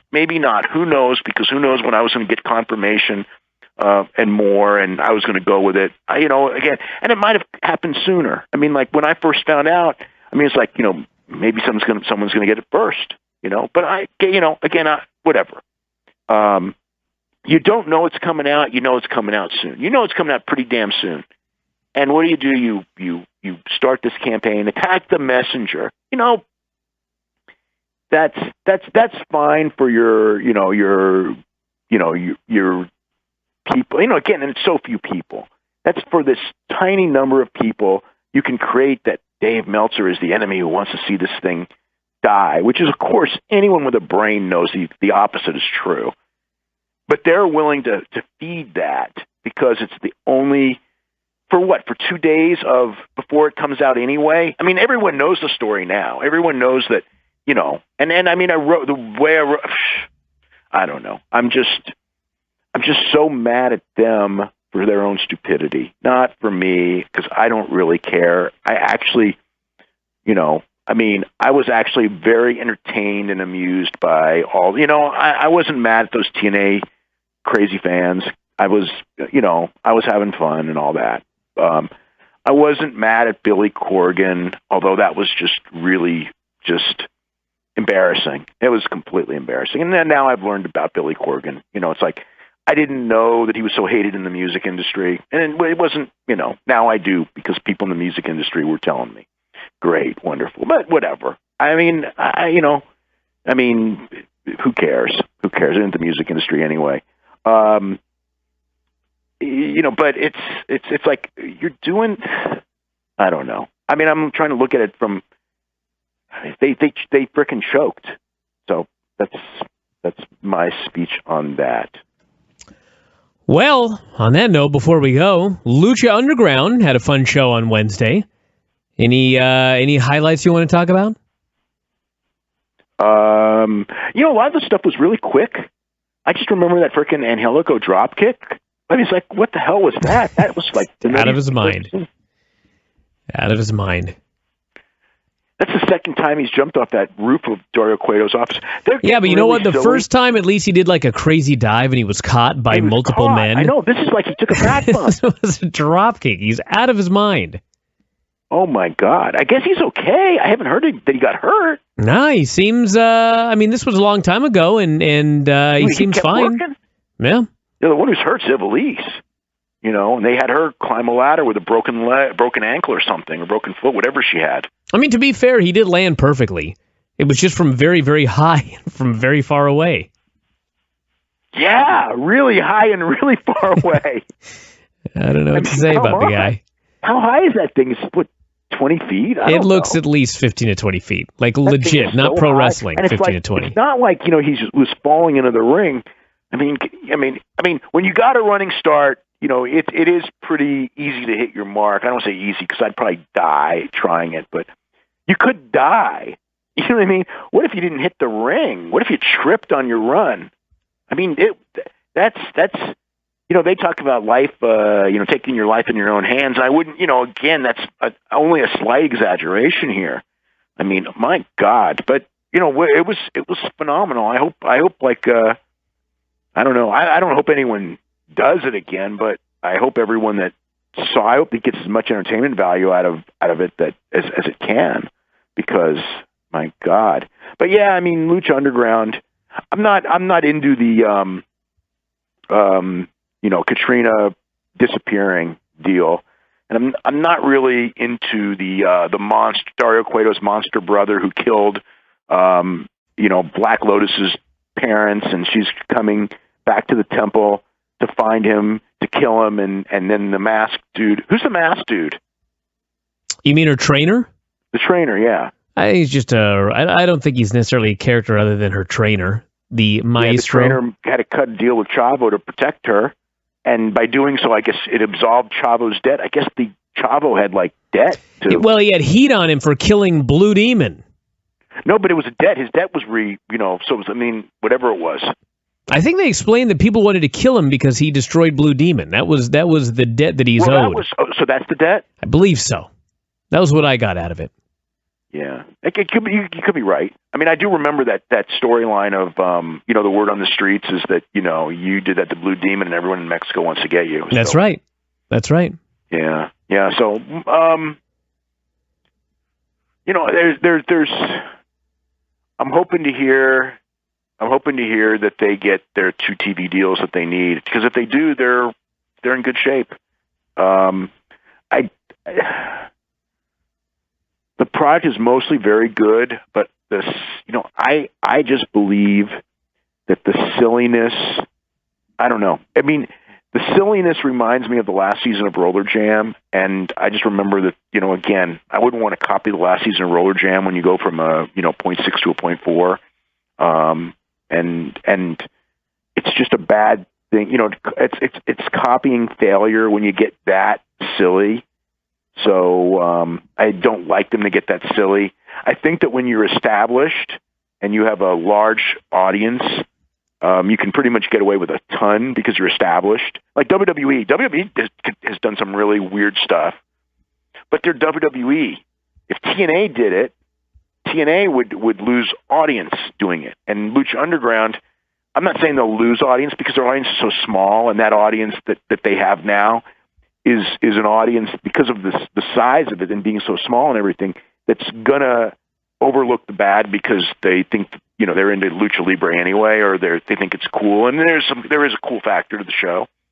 But I also think that if they get big, it's probably a bad direction to take early on. I'm not even saying it may be a bad direction any time, but I would say I would not want to go that silly for the until I've got that base audience big, and they don't have that. So I think that's a mistake. But they got some, Johnny Mundo is tremendous as a heel. Way better as a heel. Tremendous. Alberto, obviously, in that setting, the people go nuts for him. He comes across as a big-time player. They got things, obviously. When the Ray deal was signed, that's when, that's going to be the big signs are when the Ray deal was signed and El Rey Network, I mean Rey Mysterio. But when that signed and then the other two deals that they're working on, which are Univision and Televisa, when those two are signed, if they are, then they're probably solvent. I mean, they may need more investment money as well. I don't know. They probably do. But Televisa, that's great exposure in Mexico. Great exposure. And I know that they're talking. I know the talks with Televisa, Channel 5, which is even better than that's the station UFC's on. That's a really that's a really good station that will establish them in Mexico as the most watched. They would probably be, I can't guarantee it, but because of the station, they would have a leg up on being more watched than WWE or AAA. So they could be, because of this nature of being on a strong station, the most watched Lucha Libre show in Mexico, which is a good thing to be. And in the United States, they get on Televisa, they're going to be number 2 by leaps and bounds. They're going to blow away TNA and New Japan, Ring of Honor, which they're not now. They're I don't know what the Unimas numbers are. They were hovering around 200 to 250 the last I heard, which is still well below a lot of people. And then the English audience is still it's up. I mean, their English audience is up, but it's still, I don't know, 60, 70 most weeks. Sometimes a little more, sometimes a little less. So, yeah, that's the deal with Lucha Underground. All right, everybody. On that note, we're going to wrap it up here today. Hopefully everyone has a great Memorial Day weekend. No shortage of stuff here. Observer Live tomorrow, Bryan and Vinny show tomorrow, Observer Live Monday, Observer Radio Monday after the Go Home Raw. That's right. There's already a Go Home Raw for the Elimination Chamber, so we'll talk about all that. New Observer, make sure you read the TNA article before you email or tweet Dave. And I think that's pretty much over. I think pretty much, that, God, I don't know. Well, luckily Bryan, because I haven't even talked to you about this other than, we talked on Wednesday night, but we haven't talked since Wednesday. What do you make of all this? In what sense? TNA. I don't. Listen. I've been dealing with. I had a great caller the other day who went on and on, having clearly not read your article. And well, no. Like I said, nobody who complained. Virtually nobody who complained actually read the article. And you know what? And I don't buy for a second that the people in TNA who complained read it either. I think they just, it's neat. I think it's a pretty good possibility Eric Young didn't read that article. Well, Eric Young didn't mention me my name or anything. I think Eric Young's just saying, again, there were people who were running around saying TNA is going to die. And, well, I mean, it may, but nobody reported that. It may. And I have nothing to add that you have not already said. I have said the same thing. I hope that they move to Wednesday and the numbers are great and a bunch of advertisers suddenly decide this is great programming. That's not going to happen. Yeah, I mean, But the numbers may go up. I mean, logically, the numbers should go up. But I would, again, if this was a year ago, I would say the numbers are going to go up. But after SmackDown, it's like I got to start hedging my bets now. Not to mention, they're not even giving it it's not even like we're going to, for 2 months announce that we're going to be moving to Wednesdays. To give people a heads up, get them prepared, get them ready, have a big Wednesday special show to kick it off. It's just moving. Think about this, okay? And here's another thing too, and I didn't know. I think that they did the second Wolves against Dirty Heels match. Okay, I got to talk to you about that. So I did hear that match had aired on the international version. I can't believe that. But wait. I also got another report where it did not air. I don't know if maybe they sent out 2 tapes. I don't know if maybe Canada got one version, and if you lived elsewhere internationally, you got another version. I don't know what happened. But I did hear from people that said that match was on there, and I heard from other people that had a report that there was no Wolves match on there. So I'm really confused now. Well, we don't have a report on the site on the Canadian version, do we? I have not seen it yet. Oh, okay. Yeah, I mean, I sure hope that Wolves match wasn't put on there. That would be really, I don't know. It wouldn't be good. Yeah, but I mean, like, if you think about this, okay, when WWE moved from Friday to Thursday, okay, think about how much promotion they did with that Sigmund Freud dude or whatever, with all the, you remember that? Oh, yeah. But I mean, we had commercials for weeks and weeks, just hammering home that they're moving to Thursday. And even then, the numbers dropped. And TNA's, again, they did, let's see, on the Friday show that I saw, they had this little graphic that almost nobody would have seen, and then they did have a commercial, but it was, it's nothing like the way the WWE promoted it. So, yeah, and plus it's the summer. Not that, I guess wrestling doesn't really matter. The summer's not necessarily that like regular TV, where the summer's like a lot less viewers. I mean, there's somewhat less, but. Yeah, it's